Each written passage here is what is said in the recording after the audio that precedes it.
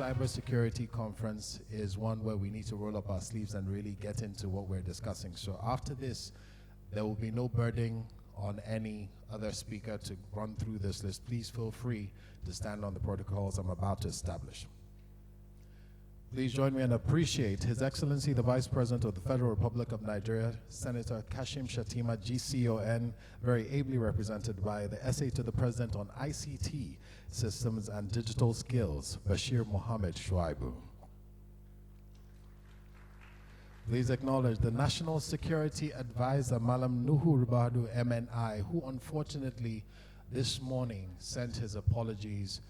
He has been urgently called away on national duties, but the Office of the National Security Advisor is very ably represented. We have with us the National Cybersecurity Coordinator in the person of Mr. Saad Abubakar and his entire team. Please put your hands together for ONSA. I'm going to talk about that later, but ONSA has really stepped up the game in cybersecurity, but we'll come to that. Also, please join me and acknowledge the Chief of Defense Intelligence Agency, DIA, Major General Emmanuel Undiande, who is ably represented by the Deputy Director, ICT, Brigadier General Solomon Abu Emmanuel. Please appreciate the Chief of Defense Space Administration, National Space Center, Air Vice Marshal Lanre Ibrahim Oluwatoyin. Please put your hands together for him. Also with us, the Inspector General of Police, Mr. Kayode Egbetukun, represented, I beg your pardon, by the Director, National Cybercrime Center, CP Ifeanyi Uche Henry. Join me and appreciate the Commandant General, Nigerian Security and Civil Defense Corps, NSCDC, Dr. Ahmed Abubakar Audi. We would like to appreciate the presence of our DG, Director General of Securities and Exchange Commission, Dr. Emomotimi Agama, our regulator. Please put your hands together for him. Clap properly. This is an appraisal issue. Thank you. Also with us, please join us and appreciate the entire board of the security, the CSCS PLC. Please put your hands together for all our board members present, ably represented by our chairman, CSCS PLC, Mr. Temi Kpokwola. Good to have you with us, sir. And with us also and driving the charge of all of us who are scurrying, running around behind the scenes with a whip in his hand to make sure everything is perfect for all of you, his guests. Please put your hands together for the CEO of CSCS PLC, Mr. Haruna Jallo Waziri. We would like to acknowledge, although not by name because of time, all CEOs and leaders of the ministries, departments, and agencies of our great nation that are represented here, all the senior professionals of our military and our paramilitary who have taken time. We thank you for your service, and we appreciate the work that you do. Distinguished ladies and gentlemen, we welcome you to the 2024 Cybersecurity Conference powered by CSCS and the Office of the National Security Advisor. It's going to be quite a conference. My name is Ike Osakiodo. I'm your MC, but unfortunately I am without a doubt the most untrained in cybersecurity person that you'll be hearing from today. Everybody after me has quite a bit that you'll be listening to. I had the privilege to host this conference 2 years ago, and it stuck with me. All the things that I learned. The first time when they asked me to come out to host the conference, I said I absolutely know nothing about it. And Jallo was very kind to me and said, don't worry, come and learn. And I didn't think I would have that much impact in my life from it, if I'm being honest. But when I came out and heard just how much cybersecurity protects the daily citizens, you walk around every day not knowing how the corporate world is dealing with phishing, with malware, with ransomware, and all of that. Many people out there are every day being protected by various agencies that we don't even know very much about. But we're glad to be here, and we're glad that we're a part of this conference, and I'm glad to host it again. I'd like to crave your indulgence and ask that, having done all acknowledgements, if you would rise with me for what I like to call our opening prayer, with the greatest prayer ever written by any Nigerian, called the national anthem. After the national anthem, we will start with our opening speeches. So if you would be so kind as to rise for our national anthem, which will be played for us. I'd like to ask that if all movement in the hall will stop while the anthem plays. Thank you.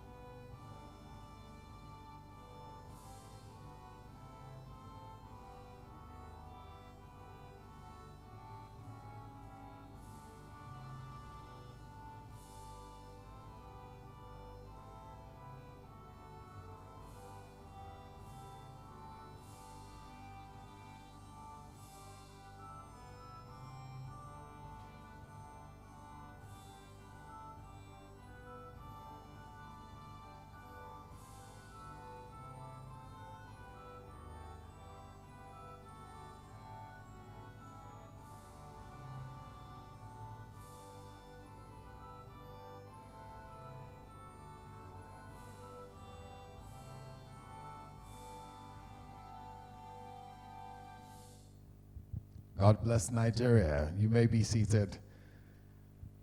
All right, it's time to get our conference going. Ladies and gentlemen, without any further ado, I'm proud to welcome a gentleman who has shown himself to be quite a star in his industry, and hearty congratulations are due to him having successfully navigated the IPOs of several of the banks recently, digitally, I think, which is probably the first we've seen in Nigeria. So hearty congratulations to him as we welcome him to give an opening address. Please make welcome Chairman CSCS and GMD CEO of Nigerian Exchange Group, Mr. Temi Kpokpola.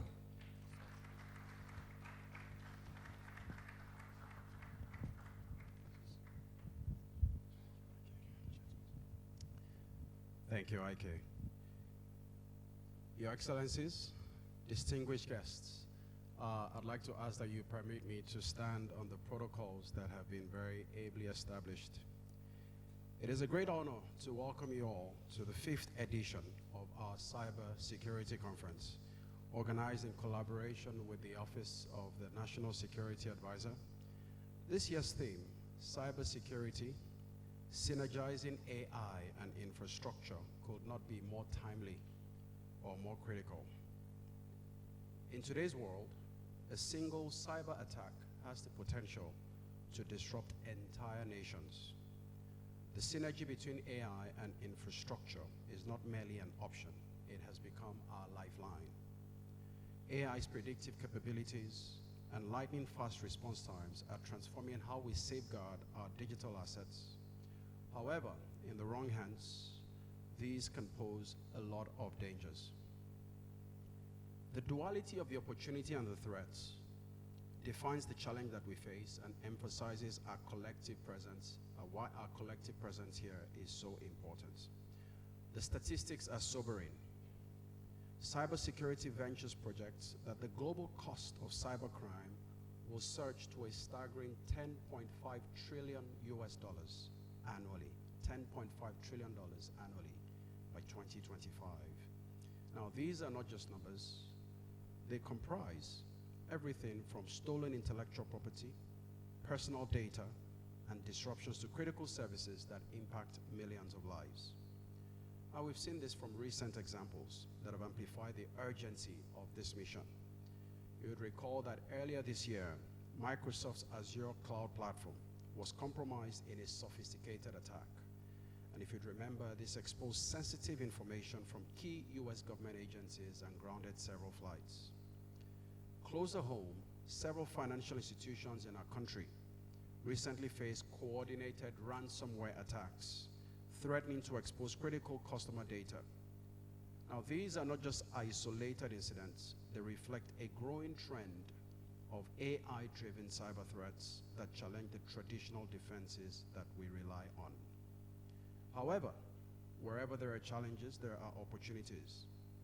AI is rapidly becoming a game changer in the fight against cyber threats. Today, we have several machine learning algorithms that now detect anomalies and potential risks faster than any human catalyst could. Automated systems patch vulnerabilities in real time, and often this happens before attackers can take advantage of them. Here at CSCS, we are leveraging these cutting-edge technologies to bolster our defenses and secure the integrity of all our systems. However, technology is not enough. We need a holistic approach to cybersecurity, one that demands leadership from the very top. Boards and management teams must prioritize cybersecurity, embedding it within every aspect of organizational strategy.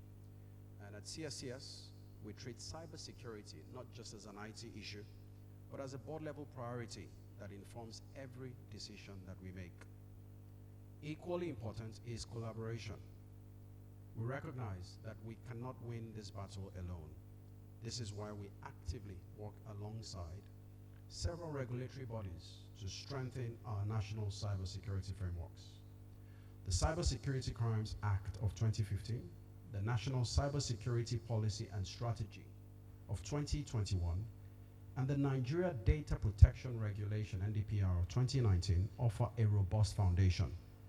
However, as threats evolve, we need to make sure that we continue to bolster these defenses, and we remain committed to work with policymakers to ensure that all our regulatory environments adapt to keep pace with technological advancements. I should say very quickly also, as we have the DG here who in many regards has been called the digital DG, where you see now a market that is evolving much faster from the regulatory side than even capital market players can do. And at this point, really just want to commend Jalo and the entire team for the foresight in, I think as the MC said, the 5th year of this conference, to see that the market and CSCS has kept pace with what is looking today now like an increasing digital capital market that we have. As we dive into today's discussions, I challenge each and every one of you to think beyond your organizational boundaries. How can we, as a united community, harness the power of AI to build a more secure digital ecosystem? How do we strike the right balance between innovation and security? These questions will shape the future of our digital world. I'd like to express my deepest gratitude to the Office of the National Security Advisor, all our distinguished speakers, and our sponsors for making this event possible. Your unwavering commitment to advancing cybersecurity is both commendable and essential. To all of you here today, whether you're a technologist, a policymaker, or a business leader, you play an extremely vital role in this effort. The insights you gain and the connections you forge here today have the potential to strengthen our collective defenses against cyber threats. Let us seize this opportunity to build new partnerships, to share knowledge, and to commit to meaningful action. Together, we can shape a safer, more secure digital future for Nigeria and beyond. I thank you very much for listening, and I look forward to the deliberations today. Thank you. Thank you very much, Mr. Popola. We're going to move to our next speech very shortly, but I also want to just join in what Mr. Popola said concerning the Office of the National Security Advisor. It is so beautiful to see how ONSA has taken on cybersecurity in Nigeria. It's, like I said, before hosting this conference 2 years ago, I didn't know the gravity and the importance of our cybersecurity being policed by the Office of the National Security Advisor. But over the last few years, we've seen around the world hospitals suffer ransomware where the attacker was ready to deny patients oxygen until they were paid. You know, to be able to tackle those kind of things takes more than just one or two individuals. It takes the country coming together, and we're so glad to see that the Office of the National Security Advisor has jumped on this conference and taken it on as a partner. So please, one more time, please just put your hands together for the Office of the National Security Advisor, Malam Nuhu Ribadu, and the entire team there. We appreciate all of you. Our next speaker, bringing a goodwill message, our regulator, the Director General of the Securities Exchange Commission. Ladies and gentlemen, please put your hands together as you make welcome Dr. Emomotimi Agama as he comes to say a few words. Please keep clapping until he gets here. So, good morning, ladies and gentlemen, and observing all protocols already established, but particularly the representative of the Vice President. It is indeed my pleasure to be here this morning to give a goodwill message on behalf of the Securities and Exchange Commission and indeed the capital market community. For me, it's a timely intervention. Yes, it has been done before, but yet we must continue to do it. Cybersecurity and AI, referencing our infrastructure, is actually a very critical element in the developing world of fintech and innovation. So today, it's really even more important than we have ever envisaged the need for such a conference to provide awareness, education, and bring us up to date with the issues and challenges that exist within this space.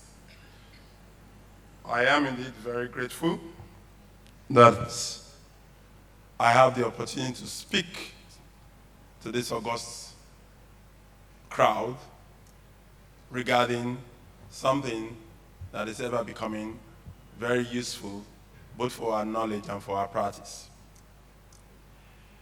I can tell you without a doubt that the people gathered here are indeed the people that should know and listen to the issues around cybersecurity and, of course, AI and our infrastructure. More often than not, and before now, it was assumed that this is perhaps for the young in our midst. But that time is fast running out. Yes. Because if we, as leaders, do not take the appropriate decisions regarding cybersecurity, we will take the decisions when it actually deals with us. So we do actually not have a choice in making sure that this happens. I will express my deepest gratitude to the organizers for convening the workshop and selecting the theme, Cybersecurity, Synergizing AI and Infrastructure, which aptly captures the critical discussions we must have today and going in the future. In today's interconnected world, cybersecurity is no longer an isolated concern. It is foundational to the very fabric of our economic and social systems, let alone the capital markets. Many of our activities, both personal and organizational, are now conducted digitally more than ever before. Yesterday, at a dinner organized by this body, I mentioned it, that we look so far concerning cybersecurity. We assume that it's not close to us, perhaps because we don't carry our computers with us always. But somehow, we carry something always that we carry much more than any other thing in our lives, including our families, which is our phones. And those phones are actually an opportunity for cyber attacks. So if you think that you are not involved, if we assume that we are so far away from it, I guess you need to think again, because right with you every day and everywhere you carry your phones, both on your bed and when you are eating. So at least you know you are actually an envelope to a cybersecurity threat by the movement of your phone. Of course, we are not able to leave our phones anywhere else because it is part of our daily living. This shift has actually brought immense efficiencies. It has also introduced a new set of risk, cyber risk, that we must not only recognize, but also actively guard against. This became more apparent during the recent COVID-19 pandemic, which accelerated our reliance on technology, remote work, and digital platforms. The pandemic underscored the need to enhance cybersecurity measures to protect individuals, organizations, and sectors from threats lurking in the cyberspace. At the Securities and Exchange Commission, we understand the vital importance of cybersecurity, and particularly in the capital market and the financial sector. People's hard-earned savings and investments depend on the integrity of our capital markets, which deserve robust strategies to mitigate cyber risk.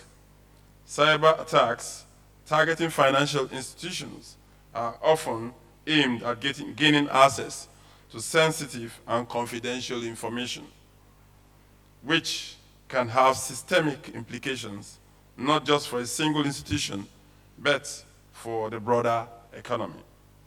Therefore, cybersecurity must be viewed as a critical component of financial stability and national security.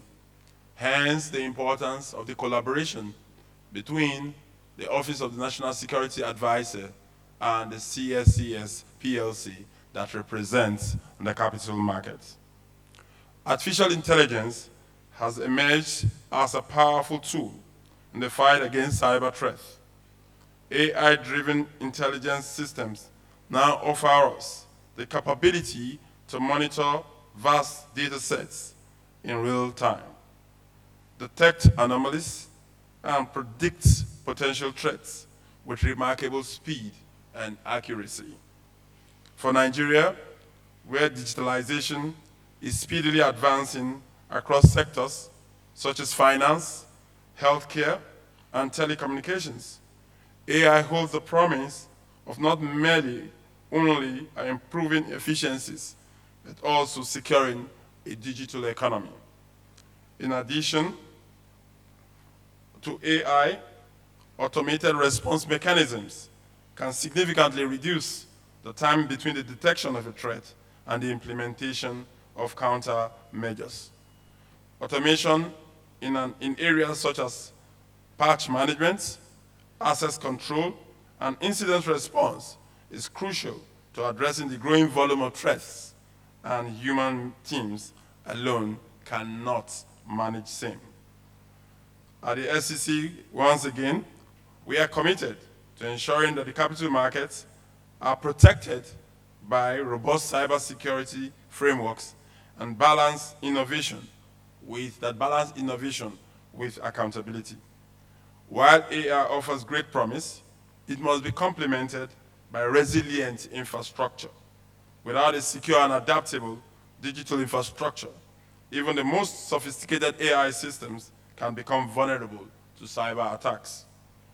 Where digital infrastructure is still developing, security must be integrated at every layer, from communication networks to data center. For us, the CSCS, as of today, is the Capital Markets World Bank. And you know what it means to attack the World Bank. We cannot afford that to happen. Hence, it is important that as we commit to working with governments, bodies, and industry players to strengthen the cybersecurity infrastructure of the capital markets, ensuring that they are equipped to withstand emerging threats. As we deliberate today on the intersection of AI and infrastructure security, I urge us all to recognize that cybersecurity is not merely a technological issue, it is a strategic imperative. It requires collaboration, innovation, and continuous improvement in our defenses. We are dedicated to playing our parts in creating a secure, resilient digital environment that fosters economic growth and safeguard the integrity of our financial markets. I thank you all for your attention, and I look forward to the productive and insightful discussions ahead. May today's deliberation drive us closer to a more secured future. Thank you and God bless.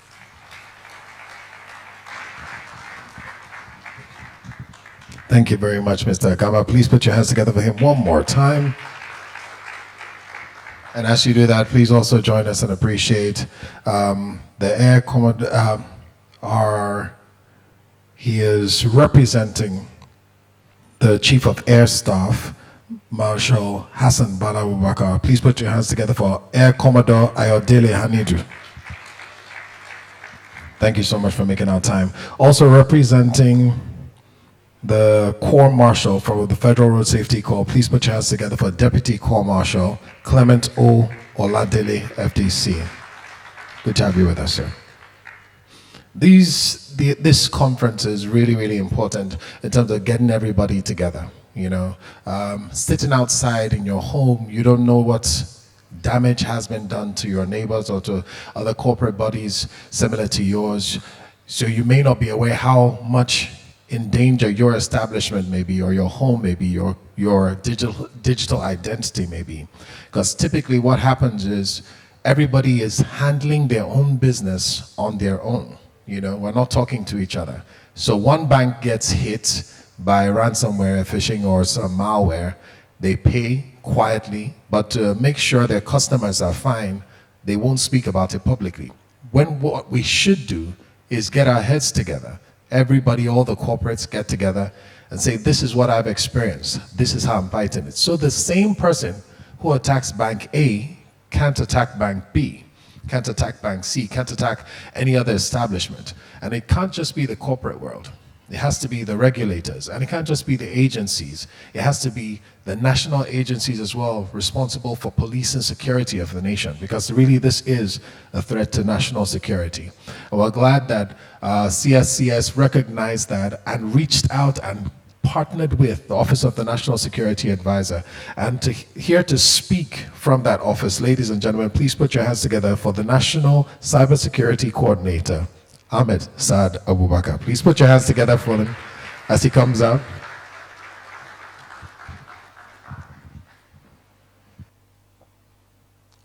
Good morning, ladies and gentlemen.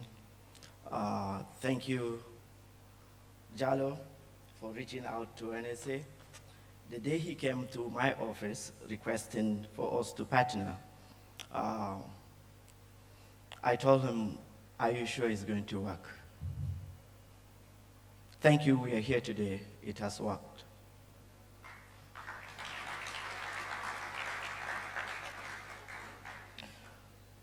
The DG, sir. Good morning. The representative of the Vice President, ladies and gentlemen. Synergizing AI and Infrastructure. It is an honor to address this distinguished gathering of experts, innovators, and leaders in the field of artificial intelligence and critical national information infrastructure. The DG just mentioned a lot of the critical information infrastructure, and those that are here today attending this conference, I think we have the responsibilities of protecting this infrastructure. And the way to go is whole of government and whole of society approach. Today marks a crucial milestone as we converge here to explore the intersection of two transformative forces, the rapid advancement of AI and the growing need to secure our national assets. These assets are not just backbone of our country, country's economy, but the foundation of our national security as well. In an era where digital threats are evolving at unprecedented pace, fortifying our critical infrastructure is not just a priority, it is a necessity. Our reliance on interconnected systems has indeed made us more susceptible to cyber threat. But what's even more alarming is the cyber attack are now supercharged by artificial intelligence. You don't need to know any coding. You don't need to know any technology. All you need is to have access.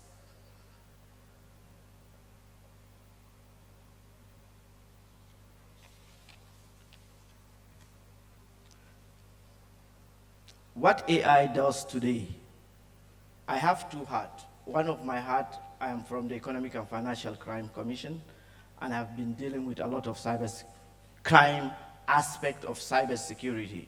So what we have been seeing is so much. And while I was at the NSA 10 years ago, I was also the Assistant Director of Cybersecurity and also the head of the Nigerian Computer Emergency Response Team, which I know is what we have been seeing with passing through our network is not quantifiable. As just what the MC said, we don't share our attacks. Likewise, what we did within the banking system was when a bank is attacked within the fraud cycle, the banks don't report. So what we did at the EFCC at then was to gather everybody, look, we are not going to tell you that Bank A is being hit, but we know Bank A is hit with this kind of fraud.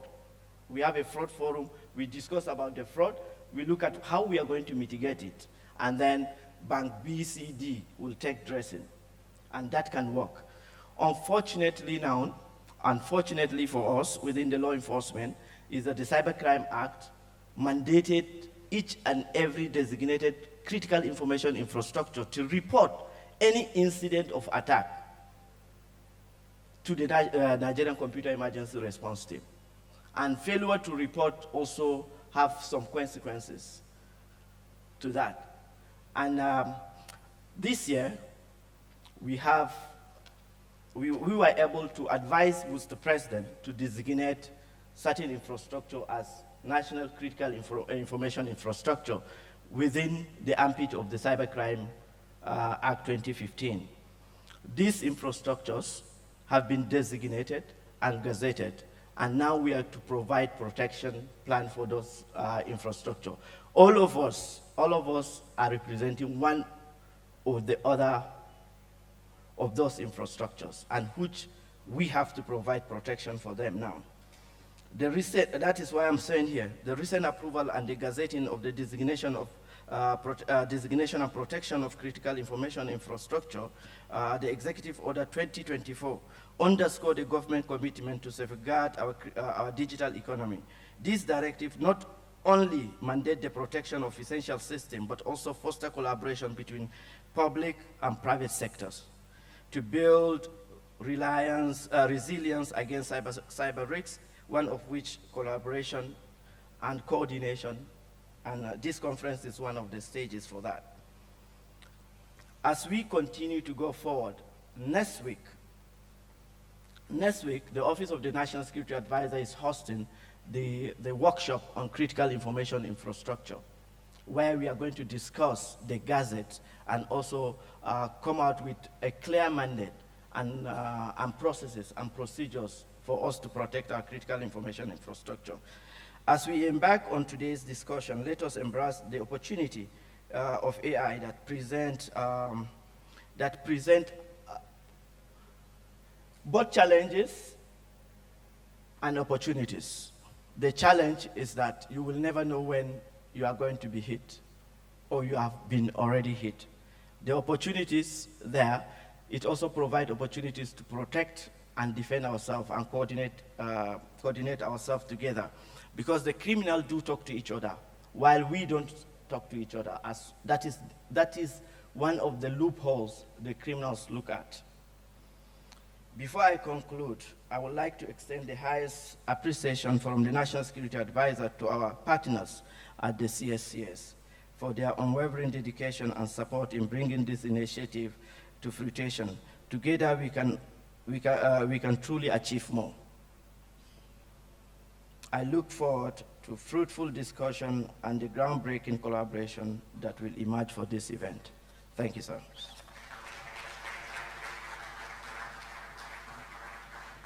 Thank you very much. Please, I've got to tell you, when I host these events, I try to do my homework on each speaker and find out what they've done and who they are and their background, and it helps me, informs what I say about them when I come up here. But I had a real challenge introducing you, sir, because people who work in security are just so private. He has no digital footprint. You can't find anything about him online about the work he does. He works in the shadows, but he works for our safety. Thank you very much. Please put your hands together for him one more time, Mr. Ahmed Saad Abubakar.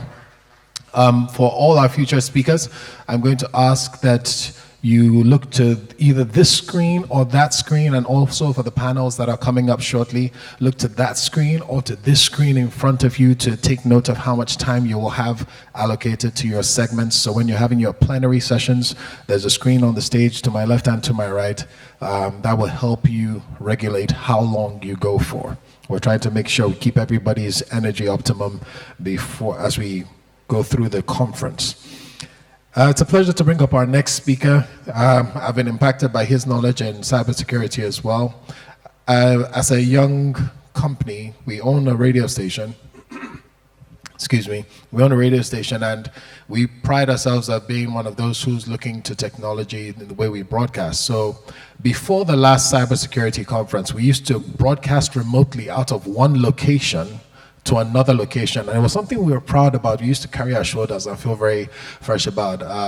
Light radio, we broadcast from one area to the other, remotely. We're not even using microwave links, we're using the internet, and we were very proud of ourselves. And I had a conversation with him, and then at the cybersecurity conference that I hosted last time, 2 years ago, I realized how vulnerable we were.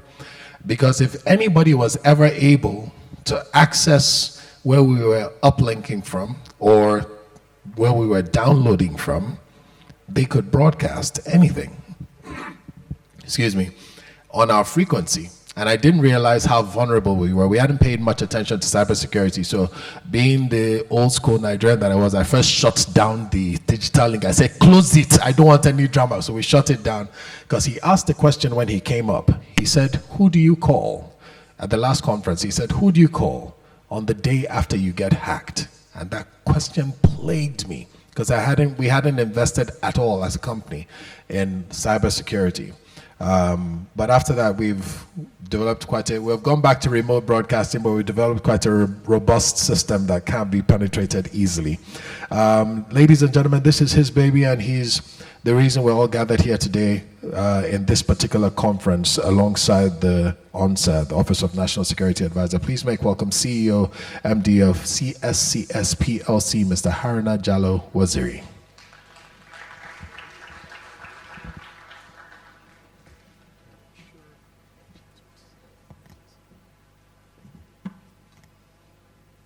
Good morning, everyone. Ike, I think we'll start charging you for attending our conference, since you are beginning to learn a few things that you are required to learn. Protocols have been observed. I'd like to especially thank the Office of the Vice President, who had dedicated that he was going to be at this conference, but unfortunately, he had informed us that if duty calls, he would take duty first before he attends, and ably represented by his special assistant. Thank you very much for coming. Of course, there are a lot of representatives of service chiefs and other parastatals that have to do with cybersecurity. I believe there's somebody from cyber warfare as well, from the Chief of Army Staff. But special gratitude to the DG of the SEC, who yesterday was not even sure he was going to be attending because he was supposed to be somewhere else. I won't be surprised if after the Vice President's speech, he jumps onto somewhere to go do what he's always doing. which is our digital DG. Now, the support of the board of the CSCS, very dynamic, very on top of game. I think as a CEO, I can't imagine working with another board as dynamic as ours is. Please, let's give them a round of applause. Thank you. Of course, our speakers, partners, and all of those who have worked very hard to get us here. But sad, you've forgotten the beginning of the story that you told in trying to get the partnership with ONSA. It's a very long story, and I think one of these days, maybe after we've done our 5th conference in the next 5 years, we'll tell the full story of how it happened. But certainly, the energy and the thinking and the ability to collaborate with us, we've never seen before. We know the ONSA don't do anything with anybody, which is why you don't find their footprint anywhere. Now that we know them, maybe they'll have some footprint, especially if we publish what they've done in our website. But thank you gratefully to the ONSA's office. Isoma Lawal came to me and said, okay, this is Cybersecurity Conference. We've just done our, if you like, I think written by Thomas Murray. And one of the things that came up was that we should begin to lead the way towards ensuring that we protect our infrastructure. And by extension, it meant that we have to begin to look at how do we put in cybersecurity within our community as we begin to scale up in terms of automation and ensure that we're protected, and felt that let's take advantage of the cybersecurity month and begin to do sensitization, and we started this conference. I'm glad to say this is the 5th time, but it's 6th year since we started this thing. So I'd like to thank the team at CSCS led by Isioma and the rest. Please, let's give them a round of applause as well. There's so much that has been said. It's like we all have the same hymn book in terms of what the issues are around AI, cybersecurity, critical infrastructure, infrastructures, as well as financial market infrastructure. But I'll still go ahead and remind us of a few things. So it's my honor to welcome you to the 5th CSCS Cybersecurity Conference, of course, holding in conjunction with the Office of the National Security Advisor. This conference brings together leading cybersecurity professionals who I can see around in the room, government officials, quite a bit of them here, industry regulators, all committed to only one thing, our cyber resilience. We're excited, to be honest, very excited, to have the Office of National Security Advisor as our co-host this year. We value the cooperation and partnership with the ONSA as we recognize the cybersecurity law falls under their jurisdiction, as has been passed and been signed by the President. As we navigate deeper into the 21st century, the evolution from the information age to digital age presents both remarkable advancements and formidable risks. The emergence of new technologies reshapes how we operate. It also brings new vulnerabilities, including sophisticated cyber warfare or cyber threats. I can tell you for a fact, every time I'm buying a device, I want to make sure that it connects to the internet because I want to see it on my device, including a microwave oven, which I'm still paying for. And it's telling me, please turn the chicken. And I go there and it's still dry. Again, IoT, connectivity, automation is bringing vulnerability to our systems, to ourselves. Today, we focus on a central theme, cybersecurity, synergizing AI, which is a buzzword. Everywhere you go now, people are talking about AI. I kid you not, there's somebody I asked on my way to Abuja yesterday. I said, do you know what AI is? He said, I'm not sure, but I hear it everywhere. Artificial intelligence and infrastructure. I was listening to the news a couple of days ago. Both Amazon and a few of the critical providers of cloud computing are talking about how much power AI sucks in just to answer one question. Now building nuclear power plants to actually facilitate or to get enough energy to power those machines that actually make AI work. Drawing inspiration from a cultural phenomenon can be a powerful ally. How many of you remember Star Wars?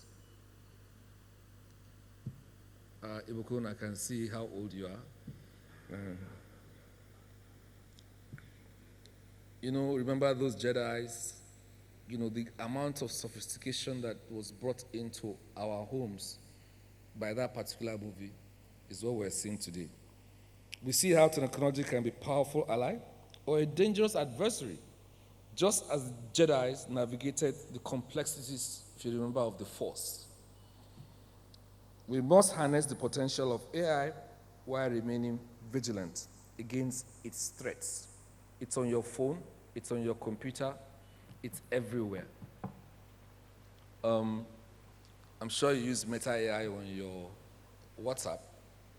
You have Gemini, Google. The commonest people use is ChatGPT. You have Microsoft Pilots. I mean, there's so many, and there are many add-ons to it. It makes life easier, it's automated, but it comes with its own risk, which is why we're here today. Now, according to the 2024 Cybersecurity Ventures report, cybercrime is projected to cost the global economy over $10.5 trillion this year. I think the chairman, Tibi Popola, also mentioned some figures around that. There has been a staggering rise from 3 trillion just a few years ago. And of course, this underscores the urgent need for robust cybersecurity measures, especially as we witness a 45% increase in ransomware attacks. That's a lot, 45% increase. Again, this is reported by Checkpoint Research, which tracks some of this data. Here in Nigeria, the landscape remains particularly challenging, we must all admit. Our businesses face an alarming average of 2,560 cyber attacks each week. Imagine, each week. That is what we know. The reality reminds us of the insights. I don't know how many of you have read this book called The Kill Chain. It was written by one of the founders of a company called, if I remember the name now, is it Renovation or Revolution? I think Revolution. The thinking is that, you know, we're not doing as well in terms of understanding what it is that we do, and also ability to do it, and also ability to quickly react to it. It's a military book about how, you know, the US government is not, you know, particularly winning the actual technology war globally. It's a very interesting book. I think we should all read it. It says, while we recognize that the most dangerous threats often hide in plain sight, we don't see them. They're not visible. As we acknowledge our position, particularly in Africa, we must work to improve our understanding of these threats. We must learn, decide, and act quickly and decisively, which is why, if you remember, I said, who turns off the light when you're being hacked? It takes muscle memory, practice, drills. We do drills every day in terms of fire or you know, if you like, backup and all of that. But do you do a cybersecurity drill? Today, if you see your systems running, who goes over and says, you know what, I have the responsibility of seeing what it is, I have the authority, and turn off the lights or pull out the plug because it's going to do more damage? It takes muscle memory, just like you do fire drills and other drills. We must continue to do that. I believe that at this conference, at the discussion, some of these things will come up and will be discussed effectively. Now, cybersecurity is no longer just an IT issue. I read economics in school, I have an MBA, but I'm interested in IT issues. And one of the speakers, Emi Kerry, went to school with me. She also read accounting, if I remember correctly. It's a national priority that affects our economic stability and public trust. As we increasingly rely on digital systems, like I mentioned earlier, protecting our critical infrastructure is paramount, which is why we're happy that the ONSA's office has this conference coming up next week, where they're going to discuss about the modalities of how these things will be done in a workshop that all of us should, when invited, please ensure that they participate. As we increasingly rely on digital systems, protecting our infrastructure is paramount, like I mentioned. And I'm glad the director, NG Side, is also here. He's also going to be on one of the panels. I'm sure he's going to discuss effectively what they're doing, how they're doing it, and the partnerships they're going to need to achieve what they want to do. The Cybersecurity and Infrastructure Security Agency has indicated that practical AI implementations can predict and prevent cyber threats as well before they materialize. As we are seeing with some of the UMTs that we have, they have AI now that are predicting certain things and help protect us, potentially saving organizations millions. As we consider these advancements, we must also recognize the intrusive impact of social media, which can amplify threats and misinformation, as we are seeing daily. This environment complicates our decision-making processes. To automate decision-making effectively, we must rely on trusted networks and create possible air gaps, which is what we're doing at the CSCS. You must create air gaps that shield our critical systems from emerging threats. Of course, collaboration is key to addressing these multifaceted issues by bringing together diverse expertise and perspectives. We can foster a more resilient cybersecurity framework. The ONSA's role as Nigeria's custodian of cybersecurity law is crucial in guiding our collective efforts, which is why we went to go and partner with them.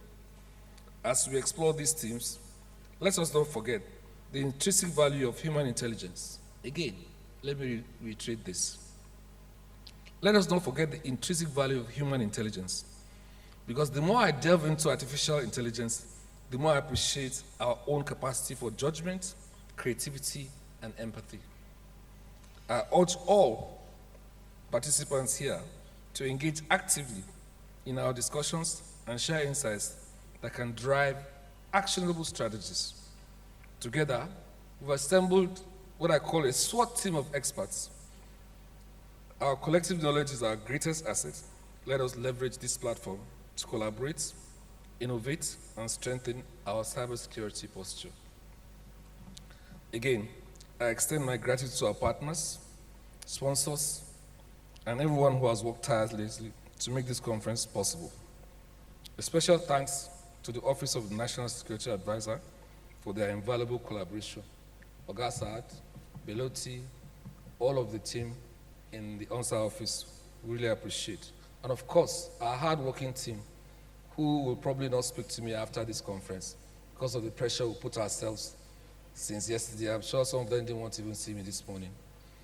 Together, let's embrace the future of cybersecurity by synergizing AI and infrastructure.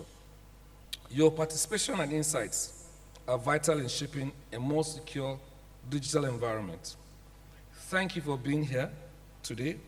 I look forward to fruitful discussions that will help create safer digital ecosystem for all of us. Thank you very much once again. Thank you very much, Jarlo. Okay. Someone who had really desired to be here after being invited and had initially confirmed has sent his apologies. And he didn't just send his apologies, he was gracious enough as well to send us a video to greet you all and a representative. But first, I'd like you to turn your attention to the multimedia screens as we bring you a greeting from His Excellency, the Vice President of the Federal Republic of Nigeria, Senator Kashim Shettima, GCON.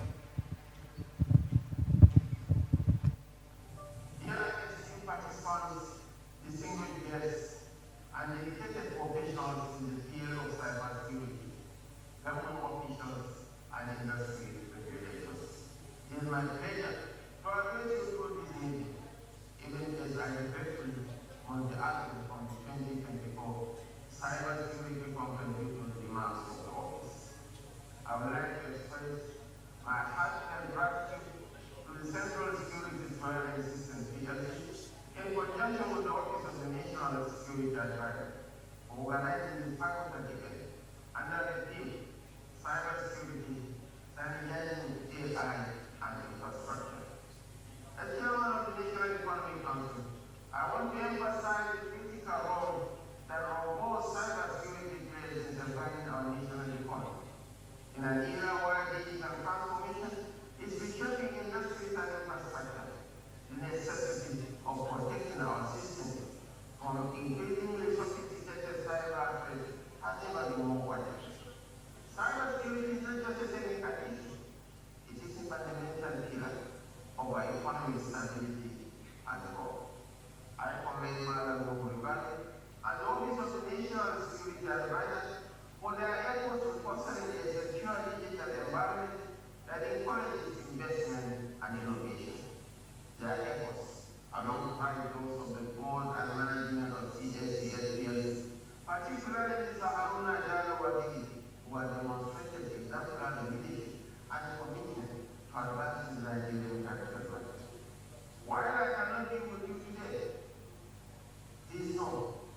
my office is represented in this conference. I ask all of you to engage actively, share insights, and collaborate on strategies that will enhance our collective cybersecurity posture. Together, we can build a resilient framework that protects our essential infrastructure and not just a thriving digital economy. Thank you for your commitment to this important cause, and I wish you a successful and productive conference. My role is to ask you all. Thank you. We thank His Excellency the Vice President, and here to represent him physically, ladies and gentlemen, please make welcome the Special Advisor to the President on ICT and Digital Skills, Mr. Bashir Mohammed Shuaibu.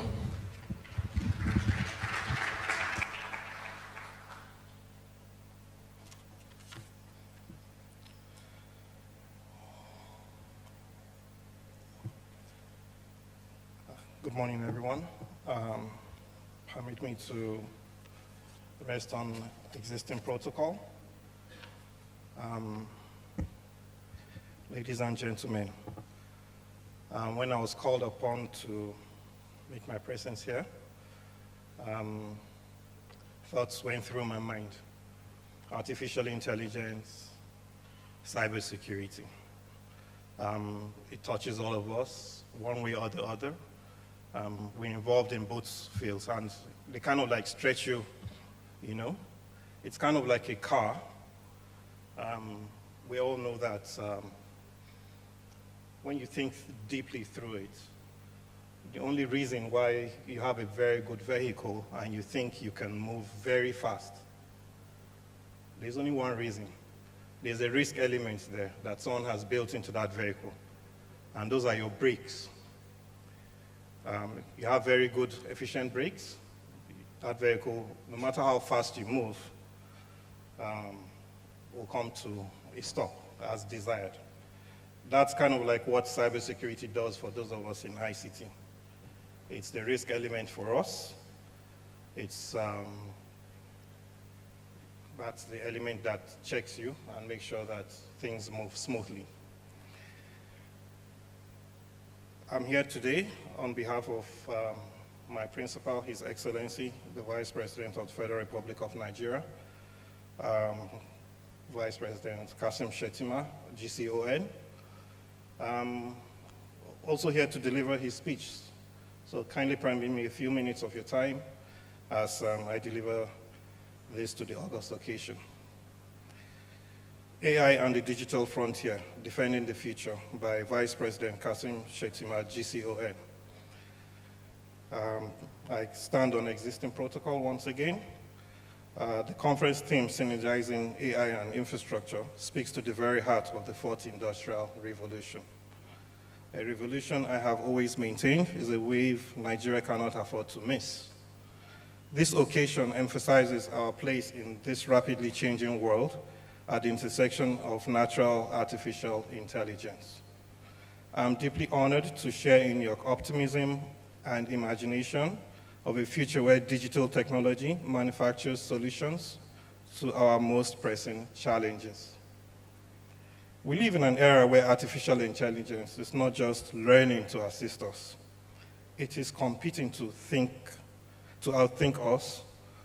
What that may seem daunting, we are guided by the ethical principles and moral compass that shapes the world we aim to build. However, we can only harness the true potential of AI if we prioritize the infrastructure that enables it to thrive.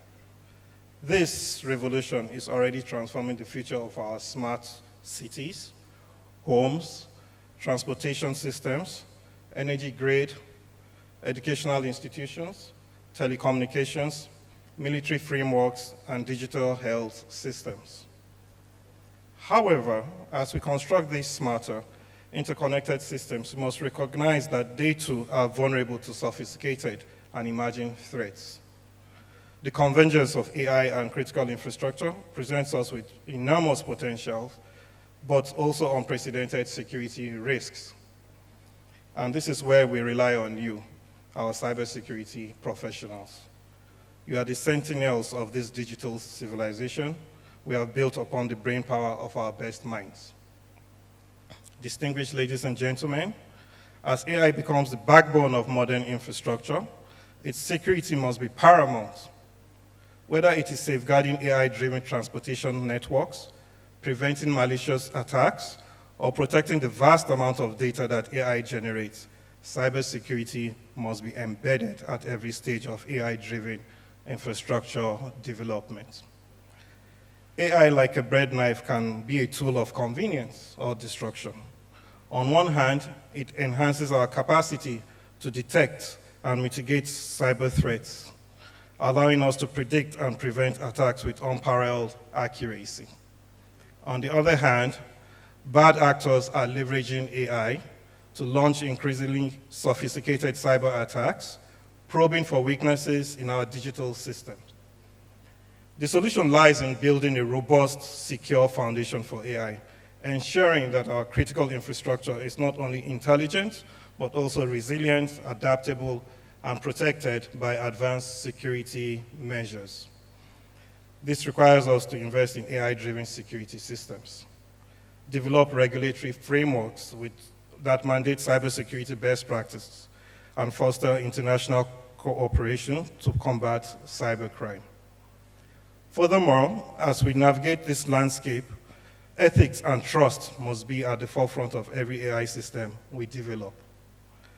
AI must be transparent, accountable, and governed in a way that earns the trust of our citizens, assuring them that their data is secure and their privacy protected. His Excellency, President Bola Ahmed Tinubu, GCFR, is a remarkable visionary. His commitment to Nigeria's technology future is clear in the appointment of capable leaders to guide us through this AI revolution. The Honorable Minister of Communications, Innovation and Digital Economy, Dr. Bosun Tijani, has already made tremendous strides in spearheading the development of the National AI Strategy. Launching an AI research scheme and positioning Nigeria within the $100 million global partnership to leverage AI for national development and innovation. Distinguished ladies and gentlemen, equally important is the work of the Honorable Minister of Innovation, Science and Technology, Chief Uche Godfrey Naji, who has declared AI a key to Nigeria's development aspirations. His advocacy for AI-focused collaboration in research and innovation reflects our national commitment to building a future driven by technology progress. The truth is, to build a cyber-resilient Nigeria, we need to invest in AI. Not just for productivity and utility, but for all facets of defense. AI can help us predict, detect, and neutralize threats faster than ever before. Machine language algorithms can identify anomalies in real-time, flagging potential breaches before they occur. Furthermore, AI simulations can reveal vulnerabilities in our systems, allowing us to address weaknesses before they can be exploited by malicious actors. To the experts in the Office of the National Security Advisor, security agencies, technology and cybersecurity professionals, and to all of you gathered here today, your role has never been more crucial. You are the guardians of this new age of digital transformation. As we move towards a future where AI will power our cities, industries, and national infrastructure, your work will ensure that this progress is secure, sustainable, and inclusive. Together, we will embrace the synergy between AI and infrastructure while remaining ever vigilant to the cybersecurity challenges it presents. In doing so, we'll create a safer, smarter, and more secure world for generations to come. We must do this because the future, though uncertain, is rich with possibility. The uncertainty should not deter us, but rather motivate us to adopt a strategy that balances the risk of unknown with Nigeria's tremendous potentials in AI development. At the same time, we must address policies and ethical guidance that not only promote AI innovation, but ensure that these technologies are deployed responsibly.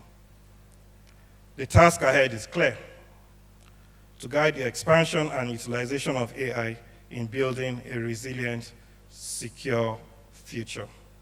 One that not only protects us from cybersecurity threats, but strengthens us in the face of volatility. Thank you all, and may God bless us all. Thank you.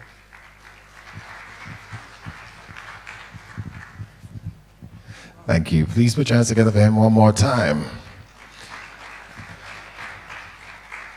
All right, we've come to that part where we're going to have our very first fireside chat. You know, just assessing where we are as Nigeria. What are our own peculiar threats in cybersecurity? What are the areas where we've succeeded? What are the ways that we can protect our infrastructure? You know, how can we improve on what exists today? How can we prepare for what's coming tomorrow? You know, and this is that point where, like I said, we have to join heads together. And we have someone who's going to moderate that fireside chat, and he is probably the best person to do it in this particular topic. He is the co-founder and director for Restitution Capital, which is an establishment that handles the restoration or the recovery of wealth for sovereign governments. And he's going to be he'll introduce his panel himself. Ladies and gentlemen, please make welcome Ibukun Adebayo as he comes to moderate this panel, and he'll bring up a few people once he's settled in. Please put your hands together for him.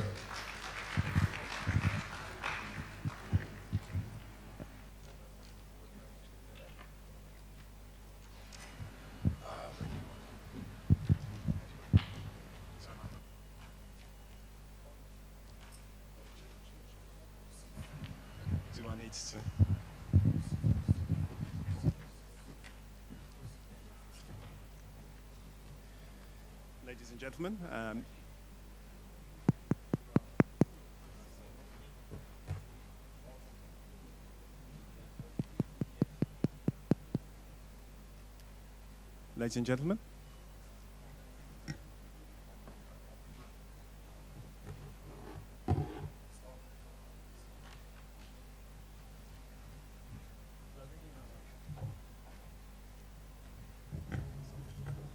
so just the volume level. Okay. Very good. Ladies and gentlemen, thank you very much for your attention today, and again, observing all protocols. I would like to take us to the next part of this session, which is to have a broad discussion around some of the challenges facing Nigeria around cybersecurity. I'd like to invite to the panel, or to the stage rather, the guests and my fellow panel speakers. So I will introduce them as they come up. The first person to come back is a return for the chief of the Nigerian National Cybersecurity Coordination Center, Mr. Abubakar. Could you please join us on the stage? Thank you.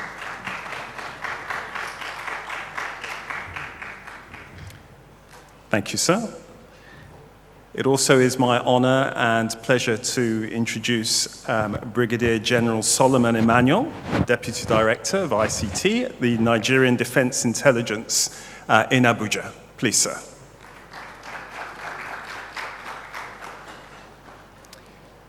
And last but not least, may I also ask to the stage Mr. Major Kudayasi. Thank you, sir.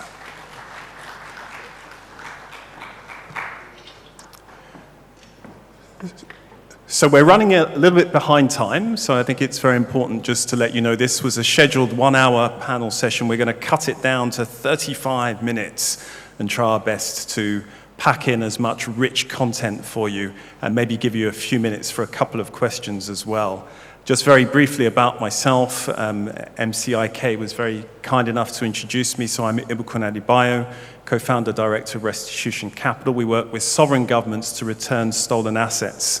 I also spent 18 years in the City of London, working in various senior positions at the London Stock Exchange Group. And in that time, I built some very strong relationships with CSCS, so I want to thank both the chairman and the CEO and the senior management of CSCS for inviting me here today to manage this panel session.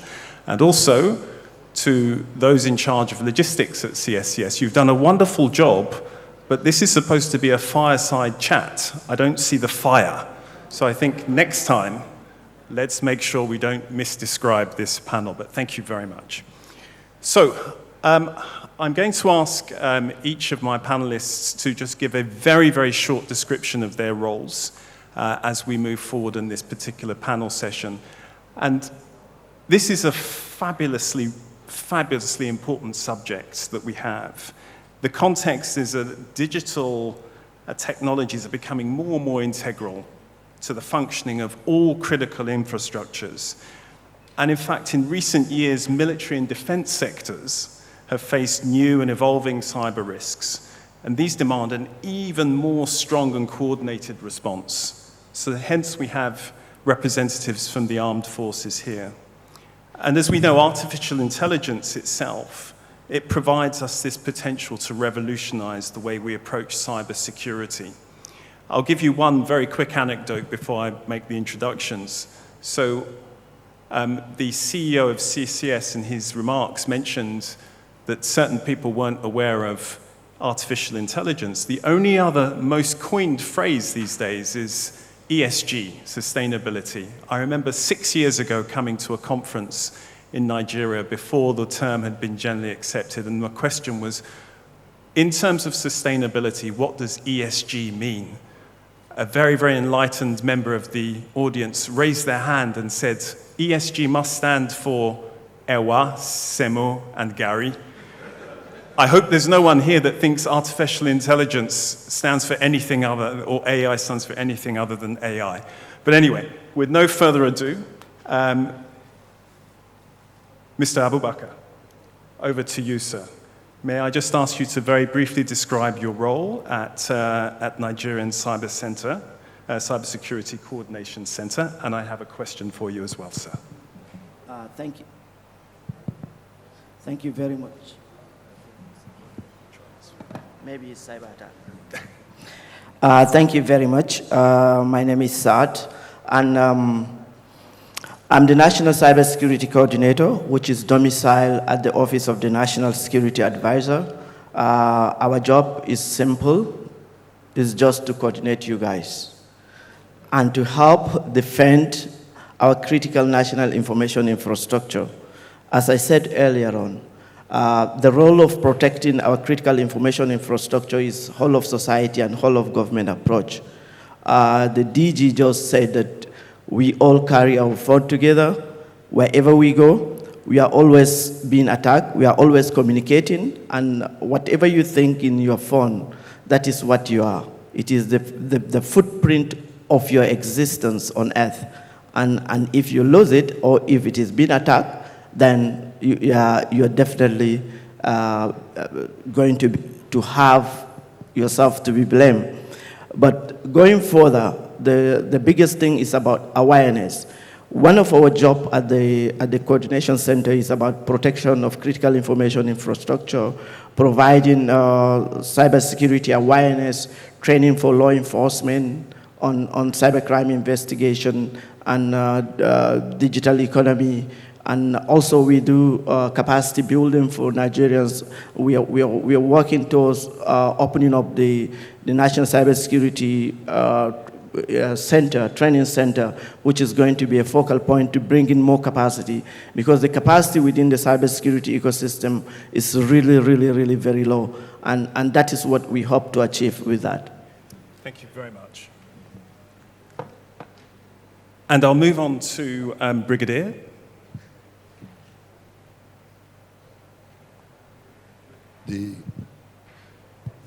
You're working. You're good.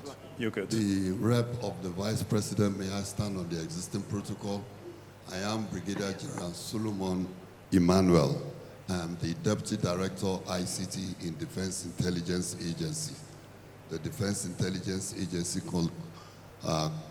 is the agencies that aggregates all defense intelligence within and outside the country. I, as the Deputy Director, ICT, am in charge of administering all ICT infrastructure, both within and outside the country. Thank you. Thank you very much, Brigadier. Major, over to you. I am Major Adeyemi Kudaisi. I am currently the Staff Officer Grade 1 for Information and Forensics Investigation at the Nigerian Army Cyber Warfare Command. I'm primarily a software developer, but I've been in the cybersecurity industry for the past 8 years. So my work currently primarily involves investigation vis-a-vis making recommendations towards mitigation. Thank you. Thank you very much. Well, ladies and gentlemen, I think you can see that we have a distinguished panel. I just want to set out some of the goals that we have for this particular panel. This is really to help all of you here get a deeper understanding of the challenges and opportunities within cybersecurity in Nigeria, but also to bring what's happening in strategically important parts of the country, i.e. the armed forces. What are they doing? What practically can we in the private sector take from some of their initiatives and really understand the vision of national cybersecurity? And what I think is key here is that everything can be learned and be democratized. Previous speakers have talked about the isolation effect. So this conference, and in particular this panel, will give us that opportunity to integrate our ideas and thoughts. So we'll begin with a couple of very quick questions for the panelists. And again, maybe just to keep you a little bit alive, I need to give you a very quick story from my wife this morning, who said to me, so you have on your panel the chief of NCCC and you have 2 members of the armed forces. You must make sure you don't ask them too difficult questions because they have the ability to make you disappear, both physically and virtually. So I promise some very, very simple, straightforward questions. So the first one to you, Mr. Abubakar, is what is the current state of cybersecurity in Nigeria? And let's caveat that a little by asking you equally, what are the biggest challenges that you're facing in improving cybersecurity in the country? Thank you very much. We have to go back to memory lane a little bit. You are not going to talk about cybersecurity without talking about the regulation and law itself. When you go back in 2007, what we have been using to prosecute cybercriminality was just the Advanced Fee Fraud Act and also our criminal proceedings. Now, in 2015, Nigeria moved forward again to developing the Cybercrime Act. And Cybercrime Act was developed, and with specific emphasis in part 2 of that section talking about coordination, critical information infrastructure, protection, and a lot of other part 3 talking about the offenses. Now, when you go back, after all these things that are there, in 2011, when a crime happens, you cannot even present those digital evidence in court. Then we move again in 2011 to amend the Evidence Act to have us admit digital evidences in court. These are things that were challenging before. And then the next about our cybersecurity, what is the cybersecurity policy and strategy for government? And then within that, in 2015, that development was done. And then it was reviewed and measured. How far have we gone? What are the things that we have implemented? What are the things that we have not implemented? Then we look at the challenge was coordination. The coordination has been a problem for all of us, where who switch off the light according to the DG? And where are you going to report it? It's also a challenge. And who deals with it? Then the international perspective of it. Because now you cannot say that an individual, it could be a state actor as well, trying to hack into these networks. So there are a lot of things, there are a lot of challenges, but what are the opportunities? What did the government do? A lot of things like the cybersecurity policy and strategy, the creation of the National Cybersecurity Coordination Center, which we believe in capacity building, we believe in talking to each other, we believe in cyber drills. That is why we have the National Cybersecurity, National Computer Emergency Response Team, which is the contact point for each and every incident, whether coming abroad or outside or within Nigeria. And then when you look at our laws. It has to be standardized. The same definition of each and every technical thing must be uniform. And then Nigeria also acceded to the Cybercrime Convention, which is a uniform convention for every, then the law enforcement talking to each other. That is what you find out that one incident is reported to like 7 law enforcement agencies. And then we put up all our resources solving one case. So that is why the coordination is more important. It domiciled that incident reporting to the NGSAT. And then it is by the law, Section 24 of the Act of Cybercrime Act, mandated each and everybody to report an incident to the Nigerian Computer Emergency Response Team, which we can have a coordinated approach. We can be able to have statistics. We'll be able to know what is happening within our cyberspace. Thank you. Well, I think that's a really, really informative overview, and I think what we're showing, what you've described there, is systematic and iterative policy that is creating that resilience within Nigeria. I think this is excellent. Thank you very much. We'll come back to you on some of those points that you've mentioned, Mr. Abubakar, but I'd like to move on to Brigadier General. Brigadier General, the armed forces you're here to protect us. Today you have to do a lot more in terms of the protection. You now have to think about different types of threats. Cyber threats are as such. Are we talking about being very facetious? Are we talking about drones, and are we talking about robo types of officers? I'm sure we're not. But I would like you, if it's possible, to just give the audience a flavor of the role that artificial intelligence is playing today in the armed forces, and particularly how you're leveraging that potential of AI. Thank you for that question. As we are all aware that the current trend globally in terms of warfare shows that the conventional warfare is a thing of the past. The modern warfare now is drifting into warfare of ICT. Whoever controls the electromagnetic spectrum, whoever controls the space spectrum is the winner of the world that we find ourselves in today's warfare. And so the Nigerian Army is not also left behind. We have been leveraging on artificial intelligence in so many ways, particularly in the research and development. We have been collaborating with so many institutions and agencies, both within and outside the country, to develop our manpower capacity towards artificial intelligence.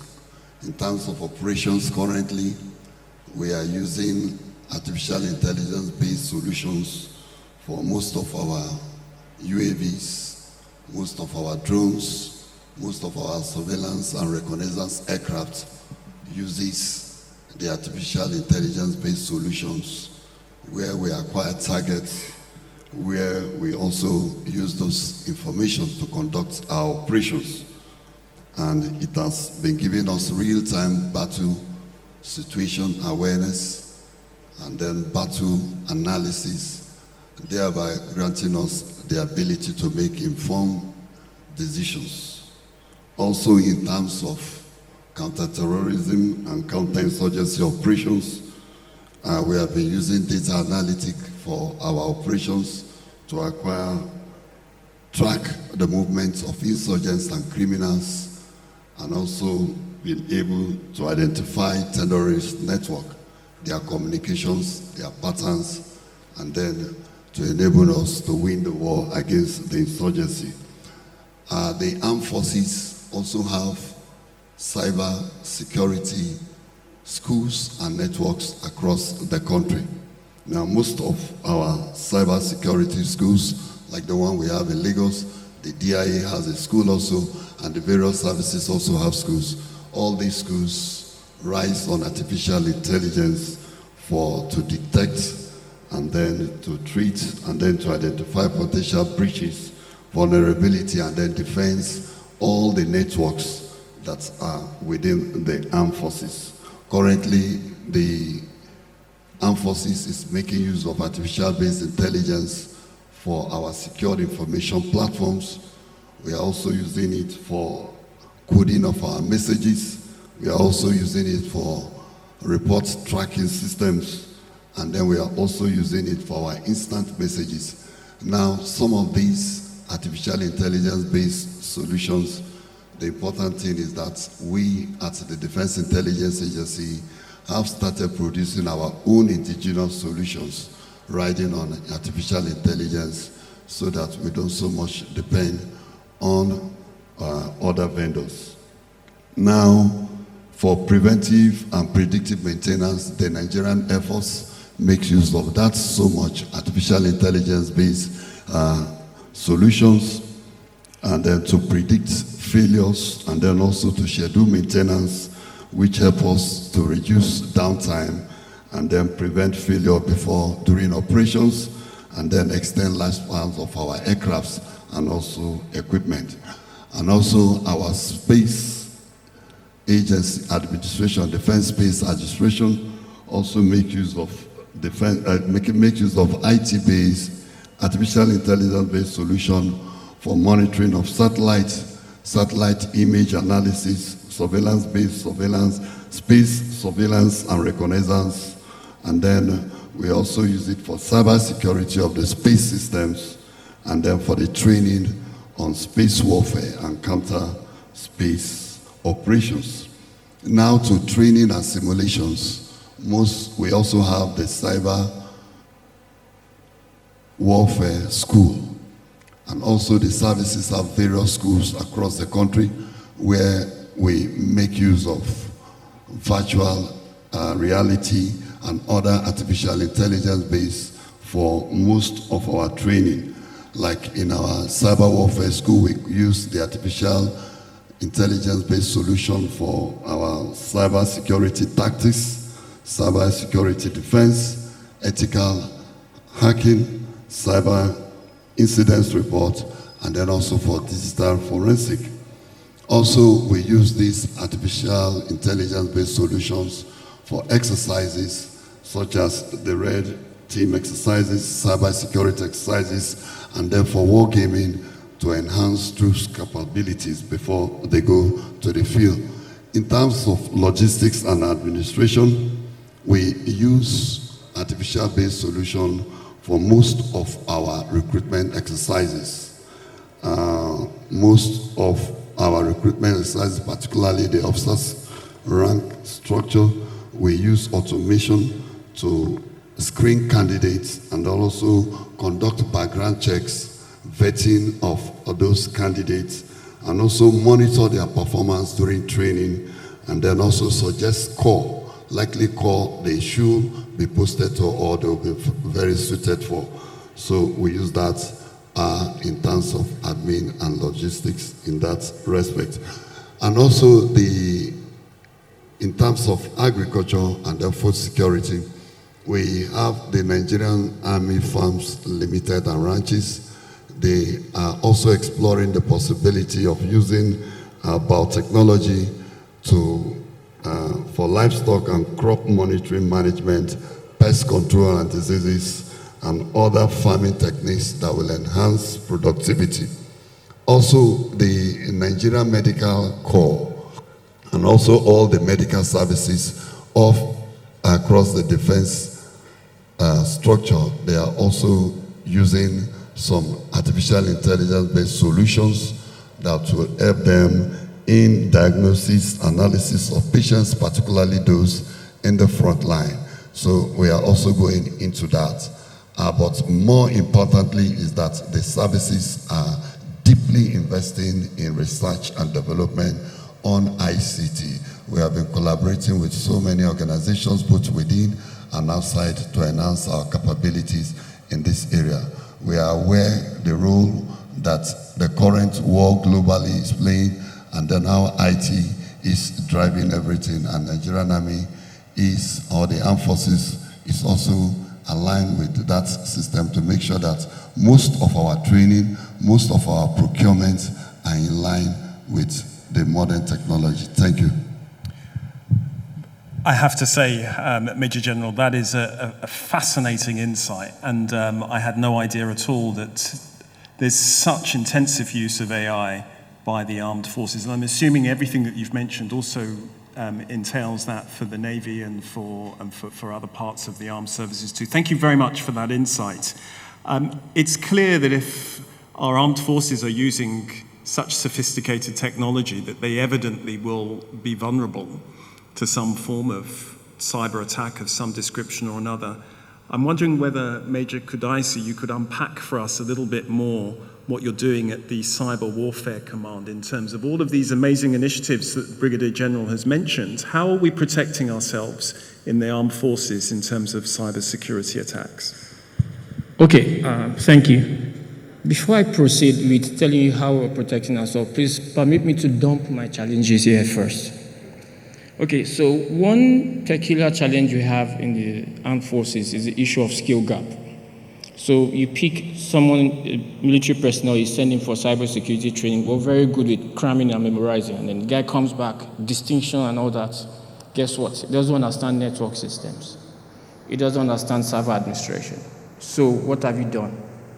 So there's this skill gap, underlying knowledge that needs to be gained before even getting to that level, which takes time. So we're still having to deal with that and then building a pool of personnel, which we hope that one day will give us the result we want. Without prejudice or no offense to foreign vendors that are here, but let's look at AI in cybersecurity technically. If you want AI, say some sort of machine learning based on discrete information, even deep learning, to protect your networks. That means the system needs to see your traffic in plain, no encryption. So for a business entity, right, it is okay that there's always some form of insurance in place. For example, depending on the kind of SSL you buy for your website, if the decryption is breached, the company is going to pay you a certain amount. So from a business standpoint, it's okay to lose some money to gain some money when you lose some money. Risk reward. But for us in the military, we can't, it's not about money for us, it's about national security. So now you're telling me to run all my operational plans and procedures through your system in plain. Meanwhile, you're an international vendor. Do you understand? So I can understand you'll be patriotic to your country, and your country's interests will be first. Agreed. So I look forward to a situation whereby the vendors can actually engage us in capacity building with the aim of transferring these technologies to Nigeria so we have some form of autonomy in the use of these systems. I also look towards a situation whereby we can get some ingenious companies to invest in this. But investing in this, I can imagine to be very resource intensive. So the Office of the National Security Advisor might want to take the charge in doing that and probably draw up milestones towards achieving cybersecurity with AI. And then maybe every year in this kind of conferences, we'll have a checklist that we'll run through and see how much progress we have made. Okay, so let's also look at one of the major concerns, which is the human threat and our attitude towards cybersecurity. Let me share an example with you. About 6 years ago, the military decided we need to do cybersecurity awareness for our personnel, such that every personnel will have had some form of cybersecurity awareness at the end of the day. So what we'll do is we have a 5-day training, we'll give you some form of awareness, and then we had a team that spent 4 days training and all that. They were supposed to graduate on the 5th day. And on the 4th day, they became, so we made them advocates for cybersecurity, right? And then we now sent emails to them on the 4th day telling them you can become a certified ethical hacker at no cost. So the email we used was Nigerian Army Cyber Warfare at youhavebeenhacked.com, literally, right, with the command logo. And guess what? Our cybersecurity advocates, 60% of them still opened the email and filled in the data. So what did the armed forces do? We realized it's not about training everybody. It needs to continue. So now we do it quarterly, we repeat it over and over. We made the training iterative. Now, another concern that we've all spoken about here is interagency cooperation. So for cybersecurity, what's more important is how you do that cooperation.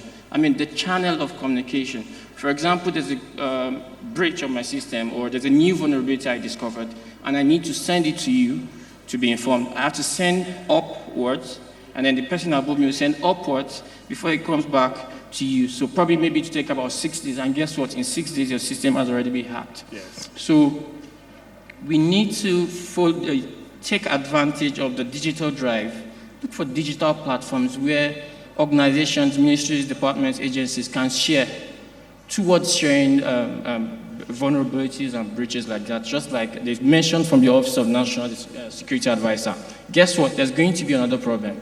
They're going to need some legislative backing to even do that. Yes. And guess what? Again, you have another bureaucracy to go through. I feel for cybersecurity, there should be a form of priority which wasn't necessarily reflected in a national cybersecurity policy and strategy. Legislative bills towards cybersecurity should be prioritized, made to work faster, because just a 24-hour delay can cause a national security challenge. Absolutely, I think you're absolutely right. There is a distinct need for that, for policy to keep up the speed with the technology, and yes. I think ultimately that is the challenge for us all. Major, I know you have a few more points, but just in the interests of time, I'm just going to come back to Mr. Abubakar. On the 24th of September, Mr. Abubakar, the Ministry of Defense in the United Kingdom, the US Defense Advanced Research Projects Agency, DAPRA, and the Canadian Department for National Defense got together to pursue research, development, and test and evaluate certain technologies for AI in relation to national security. Do you see that as being a possibility, an aspiration for us as Nigeria to collaborate internationally with other partners, or are we doing that today already? Thank you very much. Already, yes. When you look at the National Cybersecurity Coordination Center, one of its responsibility is to partner and to identify right partners for the country. He was just talking about the international vendors that have been here together, and absolutely our own job is not about the money. Our own job is to protect our own infrastructure and our citizens. That is just about us. So wherever this technology is, they don't have to wait. That is always what I've told my team. In the NSA now, since my assumption, we have not bought any solution. The team developed it by itself. From the designed by security. So 85% of our solutions are within the NSA. And that is what we have done. And look at our cybercrime rate. When these individuals are arrested, prosecuted, where do they go? I am telling you here today, we have some couple of them that are back into the system, clean up, and working with us. Fantastic. Thank you. Very impressive. Thank you very much.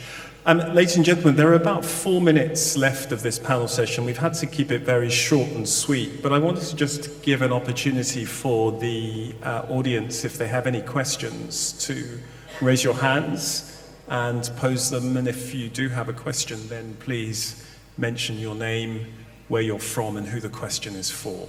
Do we have any questions? Don't be shy. Okay, so they still need some warming up. As I said, maybe it's the fear of disappearing with a difficult question. That could be the case. So let me carry on with a couple of questions that I have on my side here.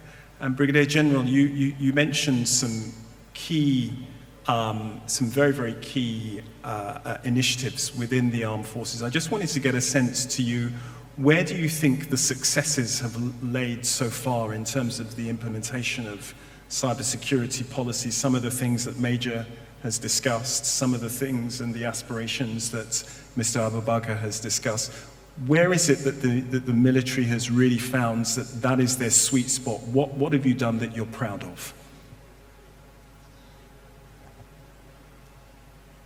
Yeah, the ability of the armed forces to, one, establish the cyber warfare command. It is a big goal for us. And then also the school is also established. And then we are currently drawing the Nigerian Armed Forces cybersecurity policy in line with the national security policy and strategy. And then very soon those strategy will be out. And then very importantly, the Nigerian Armed Forces have started developing indigenous software that could drive most of our system so that we don't rely on vendors the more. I think those are one of the key things and strides that the armed forces have achieved so far. Thank you. Thank you very much. And I think what I'd like to do really in terms of, we're going to have to start to round this up so we stay on time.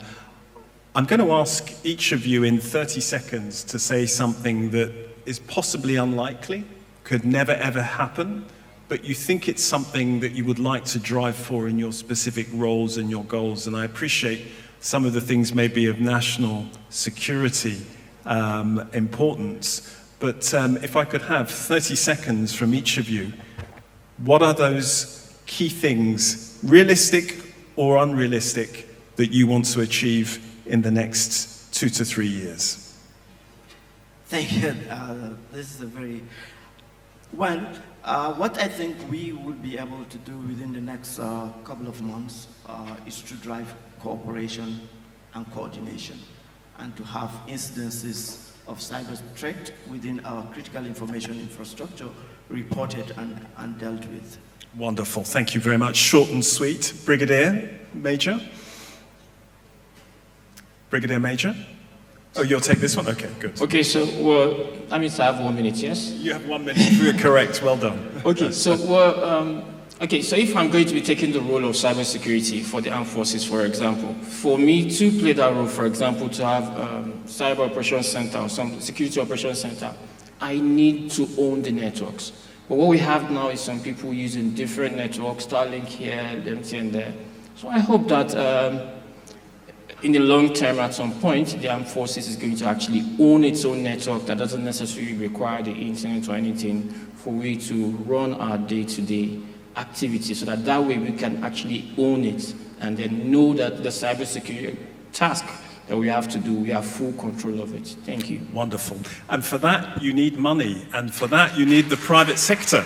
So coming back very briefly to the private sector, and I know the agenda of CSCS is to create systemic resilience. And I think I'm hoping that a lot has been learned here. Hopefully one day some of these technologies that the military has can be deployed across our private sectors. There is the final closing remarks from me. As we know, this is the Cybersecurity Awareness Month for 2024. The theme of this month is Secure Our World. And that really empowers all of us to understand the simple ways to protect yourselves, your families, and your businesses from online threats. And as DG Agama mentioned before, we're increasingly connected through digital tools. And more of what we do is sensitive and online. So each of us has a part to play in keeping ourselves and each other safe. And here are 4 very simple things, just to bring everything back down to earth, that we can do. Number 1, use strong passwords and use a password manager. 2, turn on your multi-factor authentication. 3, update your software. And 4, recognize and report phishing. Ladies and gentlemen, it's been a real pleasure. Can I ask you to put your hands together for our 3 panelists, Mr. Abubakar, Major General Solomon Emmanuel, and Major Kudasi. Thank you. Ladies and gentlemen, please put your hands together again for all of them, for Brigadier General Solomon Abu Emmanuel, Major Kudasi, Mr. Sada Abubakar, and also our phenomenal moderator. Please put your hands together for Ibukun Adebayo. Very well done. We would like to get a photo up with you, gentlemen. I know you're already sat, but we'd like to, I'm sorry, Ibuko. We'd like to get a photo opportunity with that particular panel. So if you could all just come front and center, we would be very grateful. Thank you.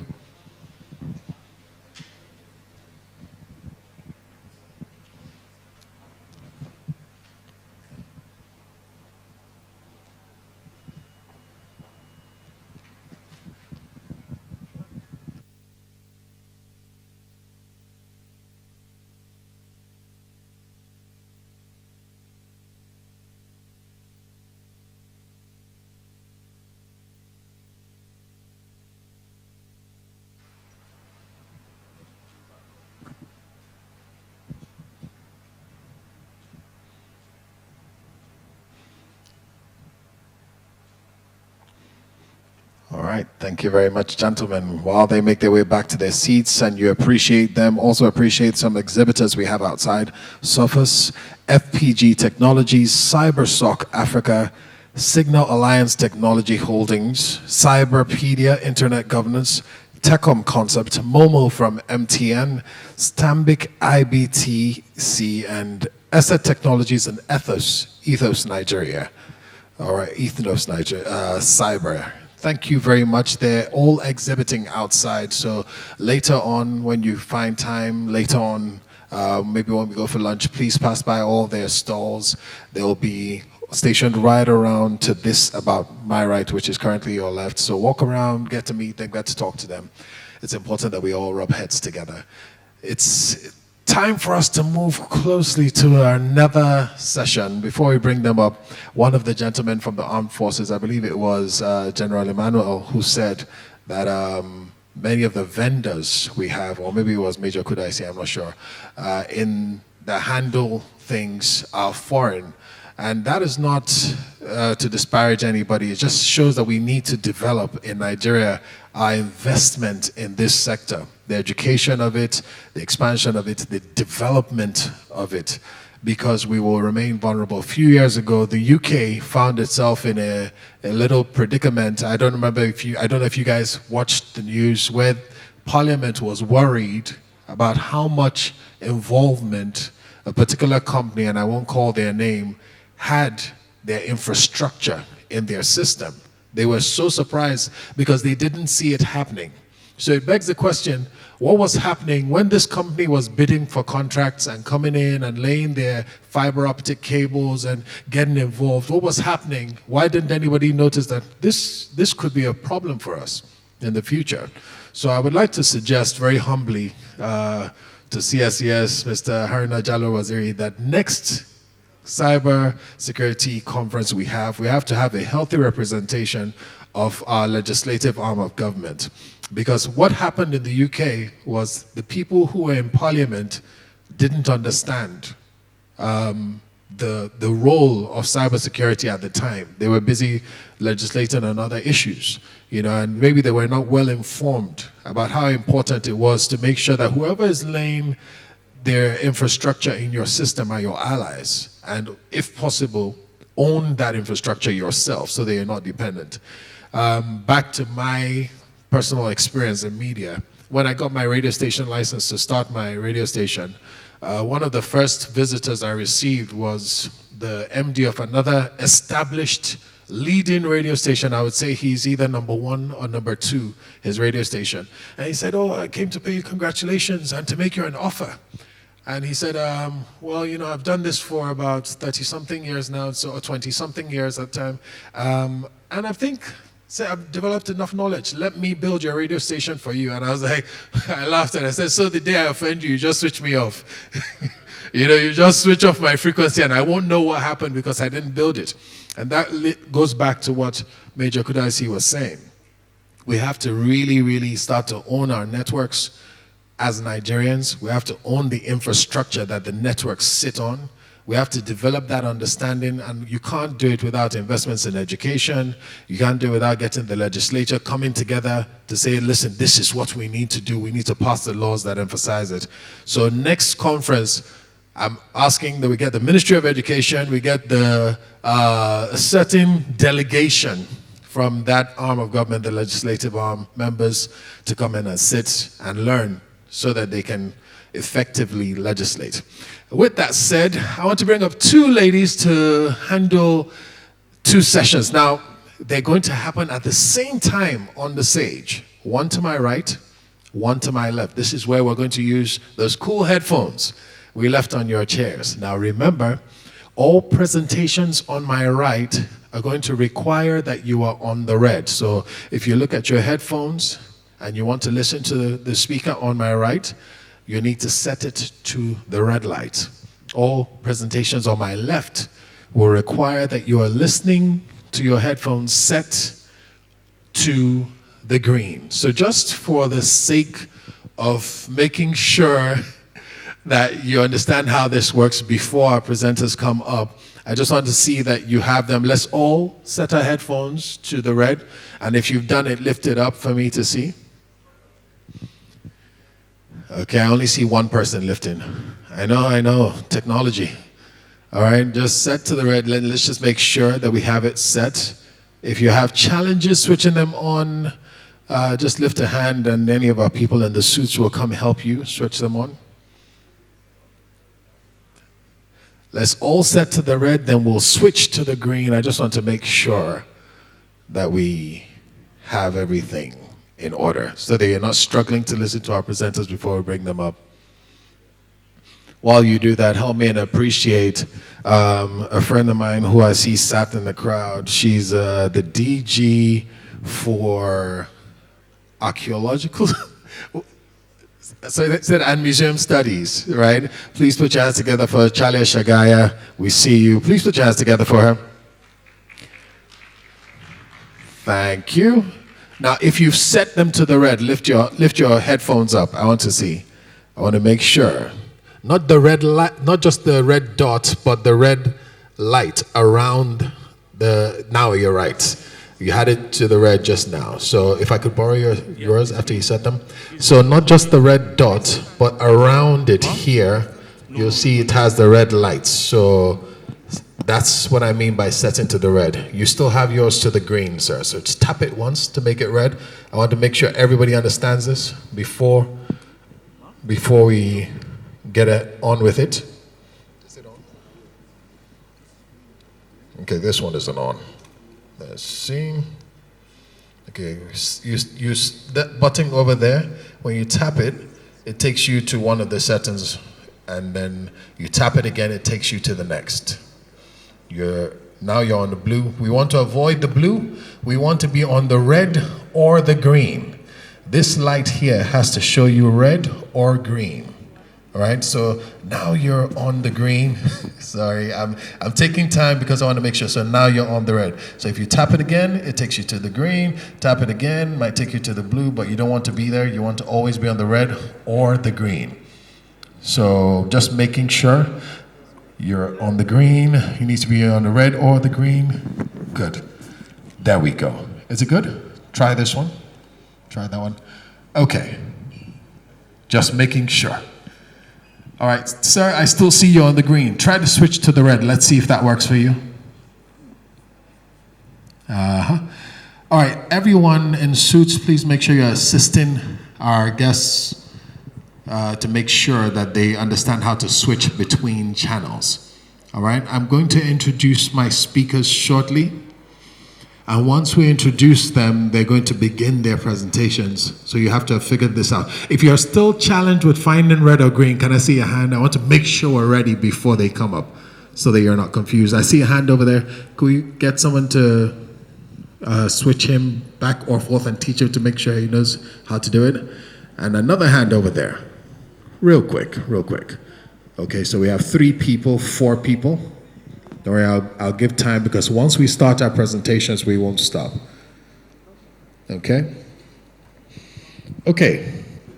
Let me tell you about the presentation that's going to happen to my right. The presentation that's going to happen to my right, for those of you who want to listen, remember the right side is red. You want to be in red in your headphones. The right side will be a presentation about harnessing the power of artificial intelligence in our cybersecurity strategy. You can't bury your head in the sand and say you don't want to be a part of AI. AI is a part of your life whether you like it or not. So how do we, instead of avoiding it, how do we harness that power and get a hold of it and be robust in our response in cybersecurity? All right, that's going to be a presentation on this side. Then on my left side, the presentation is going to be about cybersecurity and AI, enabling security while managing the risk. Right? So if you're like me and you're not very knowledgeable and you want to enable it, but you also want to be careful with how much risk you're opening yourself up to, then this is what you're listening to on this side. Okay, I see that they've explained to most, and they've put them up there for me. Okay, ladies and gentlemen, please welcome our presenters. Going to be on the right, presenting harnessing the power of AI in your cybersecurity strategy. Please make welcome CEO Hackabella Limited, Yemi Carey, with the lovely hair. Yes, I love it. Come. And your headphones are messing with your afro. So terrible. You'll be on this side. Don't start just yet. I want to start both of you at the same time. And next, coming to my left side, your right, that will be the green setting. The green setting on your headphones, if you want to listen on this side. The green setting, make sure you're switched to the green. This will be about cybersecurity and artificial intelligence, enabling security while managing risk. Ladies and gentlemen, please make welcome Adedoyin Odumfa as she comes up. Let me offer you a hand here. Yemi, forgive my manners. I wasn't thinking when you came up. All right, so left side, your right side is for the green, all right, on your headphones. My right side, your left side is for the red. Feel free to switch between the two presentations. I don't want people potting. Ladies and gentlemen, it's about time for our presentations. I apologize, but you will only have 15 minutes each. We had allocated a lot more time. Please, let me just make sure they're good. Can you test and make sure you can hear yourself? Can you, into your microphone. Can you speak into your microphone? Oh, is that how it works? Yeah. Can you hear yourself? Yes, I can hear myself. Right. And on this side, I can't see any lights on your headphones. Can you speak into your mic and see if you can hear yourself? Hello. Can you hear yourself? Hello. Can you hear me? I need a different... Hello, red people. I think they can hear They can hear you, but you... See? Going to need to hear They're using us for yourself. experiment here, right? And we're going to make it work. Go. Yes. I don't want people Try that potting. again. Hello. Don't Can you hear pot. yourself? Okay. All right. So green on my left. This is exciting for all of us. This is my first time doing this as well. Silent disco. I love it. And red on my right. Ladies, you have 15 minutes each. Let your presentations begin. Thank you. Okay, good morning, ladies and gentlemen, and thanks for being here and seeing us. We're going to be talking about harnessing the power of artificial intelligence. And when I was told to do this, I thought, because I run a digital transformation company, I had to step back at looking at really how it all started and what we are all doing. If we look at the left of the slide, you will find that really, if you're a business today, you'll be looking at automating your workflow. You'll be doing things with enterprise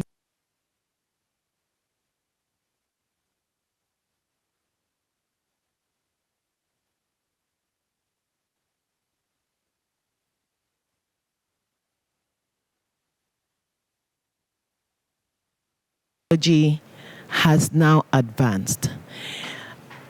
What we are doing today, over the last maybe 10 years, has now moved into what we are now seeing in our businesses today. Artificial intelligence. We'll be talking a lot about that, and that is what we're here about. But more importantly is the different elements of artificial intelligence that we're beginning to see. The mobile, right? The mobile that we're using today is bringing, you can bring your own devices, you can use the Internet of Things. About that in his house is very interesting, how you go into Jalo's house and everything is automated, from the oven to the lights and everything.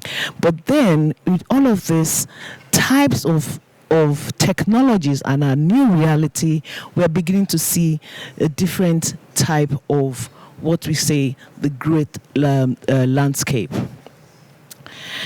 Our landscape of threats have been evolving. In the beginning, it was just all about spam. And then it advanced and we started having some ransomware. The interesting thing about the cyber landscape is that the evolution builds upon what is already there. The spams today are still occurring, but they are building and evolving as the time goes by.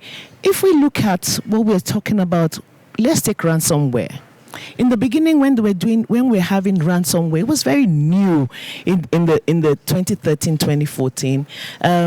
People were trying to negotiate for it. But today, if we look at what is happening for ransomware, it is as a service. So what are they doing? They're creating platforms where they can the other criminals can come and rent your own ransomware as a service. So they have built upon what, and as they're doing all of this, it is evolving. It is evolving. If we look at even your AI, the AI-driven threats. AI is pro and con when we're looking at cybersecurity. So, I will not spend too much time on this, but I just wanted to let us know that as threats they are building and they are leveling on, and we have to be able to be ahead of the curve. And really, when we're looking at the risks, what are the risks? These risks have to do with our touch points, the touch points of our devices, the touch points of our endpoints, the touch points of our data. Now, when we're talking about data, we're looking at the different data disclosure issues, risks that align with the privacy and breaches, the risks that are there in terms of compliances. If you're an industry that is highly regulated, which most of us here are, we are really contending with a lot. As the regulations come out, we have to be able to comply, and we have to be able to look at the risks that we use to mitigate that, because a lot of compliance has to do with automation. A lot of compliance has to do with how we are going to leverage on technology to implement all of that. Now, securing, these are the endpoints. All of your touch points in whatever you're doing is what we are looking at. So I'll spend a bit of time here, because when we're looking at securing your digital ecosystem, you have to look at the variants of it. So if we're looking at your mobile and your mobile devices, really, what are we talking about? We have to be able to enhance the security of our mobiles, our laptops. So the two-factor authentications, all of the mobile applications that we download, we have to be very conscious in terms of how we're doing all our downloads. When you look at the simple things like when you go to a website and they ask you, accept all cookies or reject all cookies. Most times we just go and accept all because of the urgency for us to be able to go onto that website or get whatever information it is. And in doing that, we are susceptible to cyber risks. And then if we look at the cloud, a lot of organizations are beginning to go into the cloud now. right?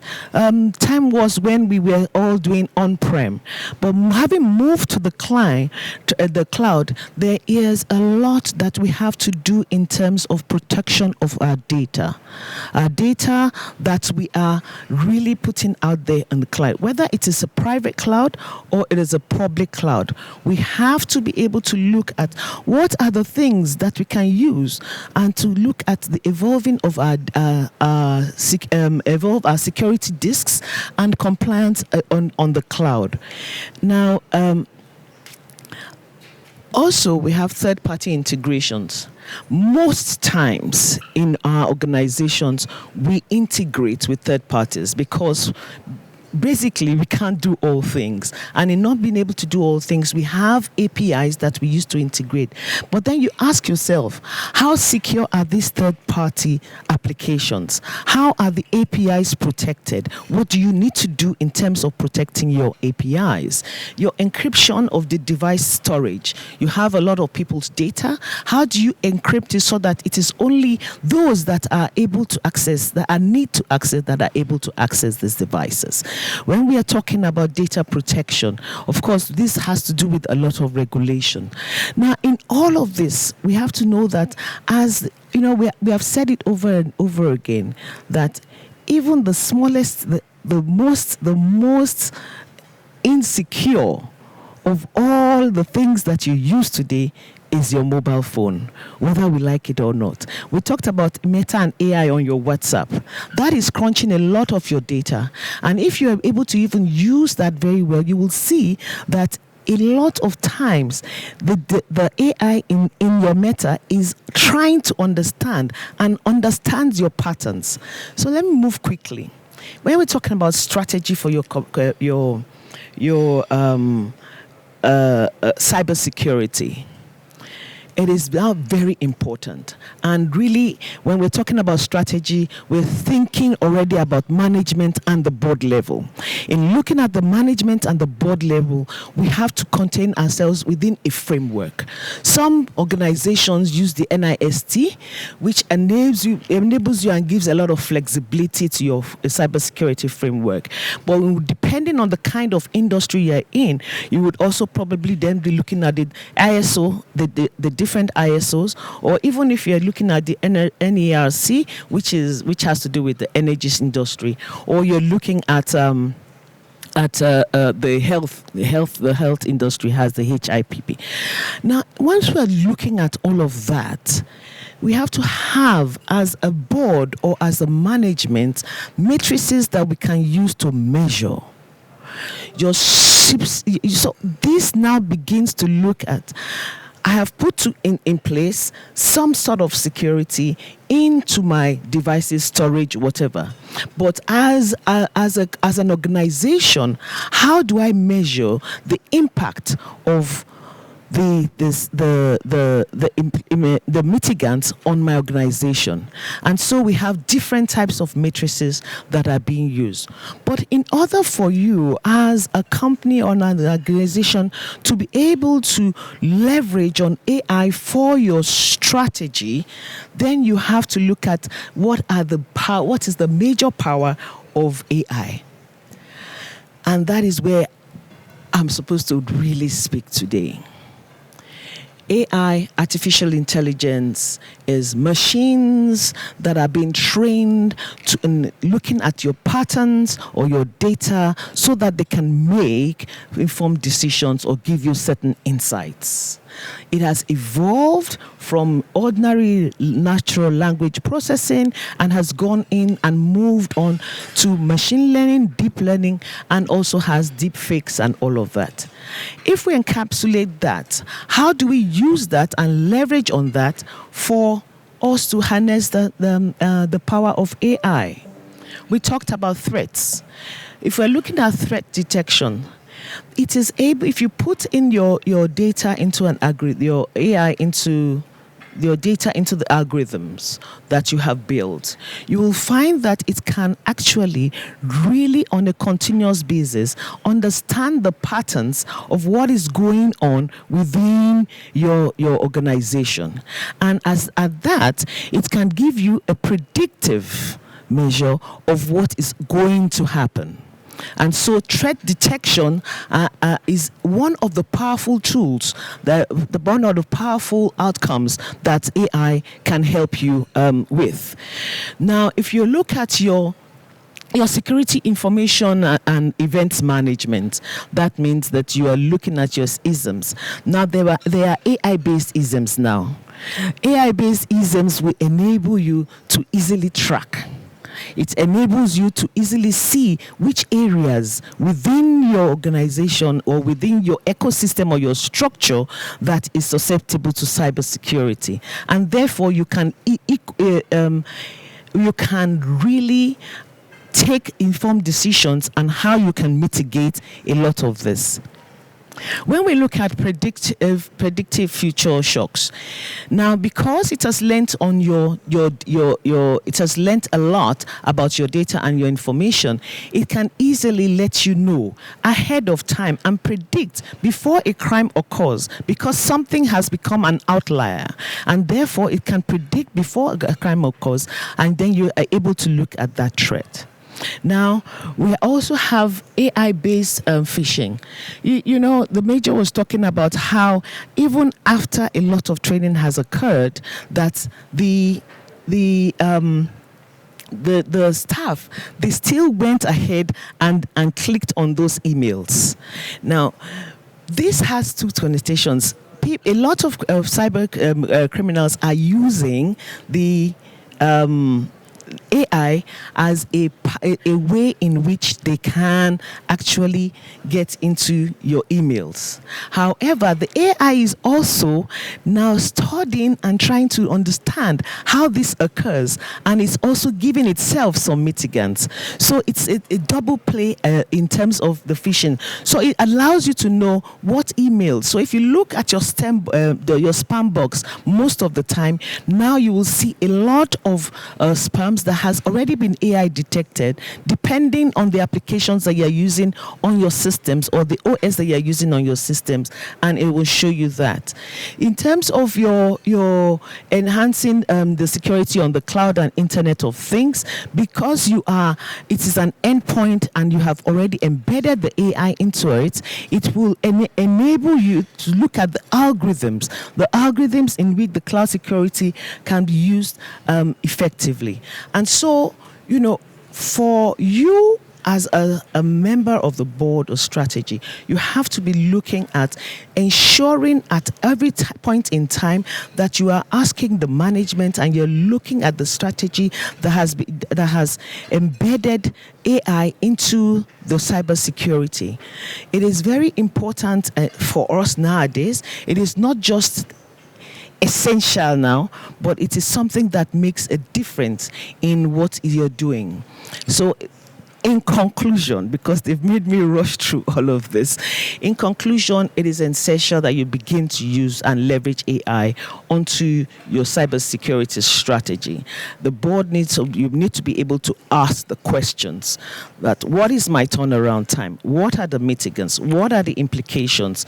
How are we looking at whatever products or service that we are providing, and how are we looking at what, if you're leveraging on technology to provide that product or service, how are we going to be able to mitigate any cyber attacks that will occur in the end? So it is critical at this point in time, and is that becoming more and essential that we sort of leverage AI in our strategy. Thank you very much. My name is Adedoyin Odufam. I'm CEO and founder of Digital Jewels Africa, and I'm going to be taking you through this session today. Time is short, so let me just jump through quickly. I'm going to be talking about IT and setting the context as a double-edged sword, and then within that, we now go into artificial intelligence as what I call a double-edged sword on steroids. And then we're going to be speaking about the promise and the perils, how to manage AI, or managing AI risk in cybersecurity, and then I will finish with a call to action.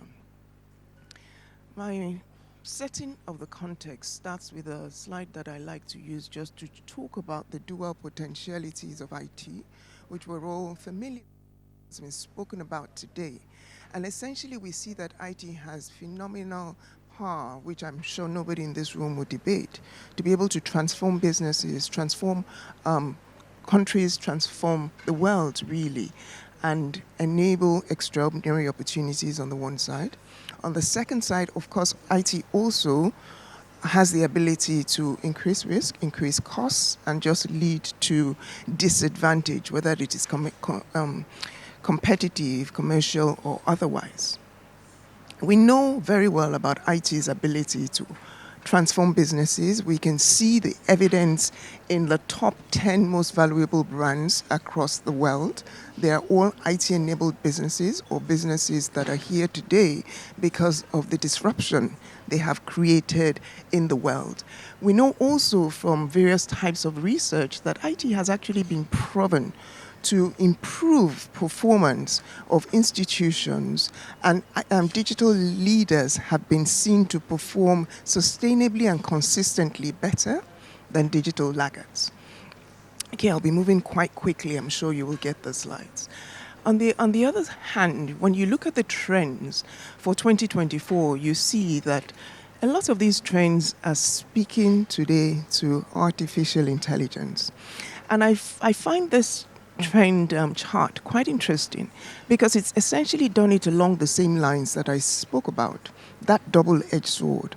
IT's ability to transform businesses on the upside and then to mitigate risks or to create risks that therefore have to be mitigated on the downside.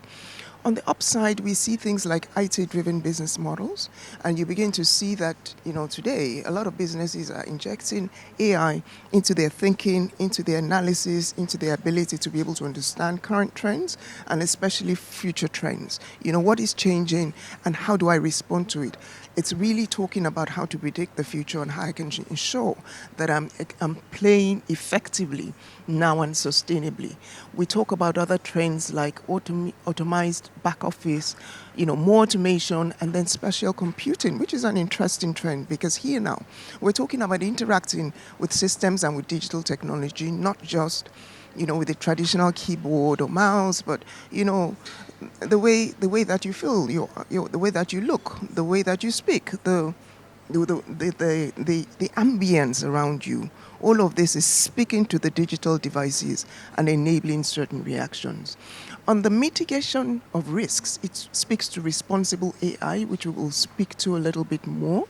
It speaks to security by design, which really means, responsible AI is about ensuring that we're using AI ethically and that we're using it in a way and manner that is balanced and will ensure that we don't get ourselves, into an unbalanced equation where one side is severely disadvantaged at the expense of the other.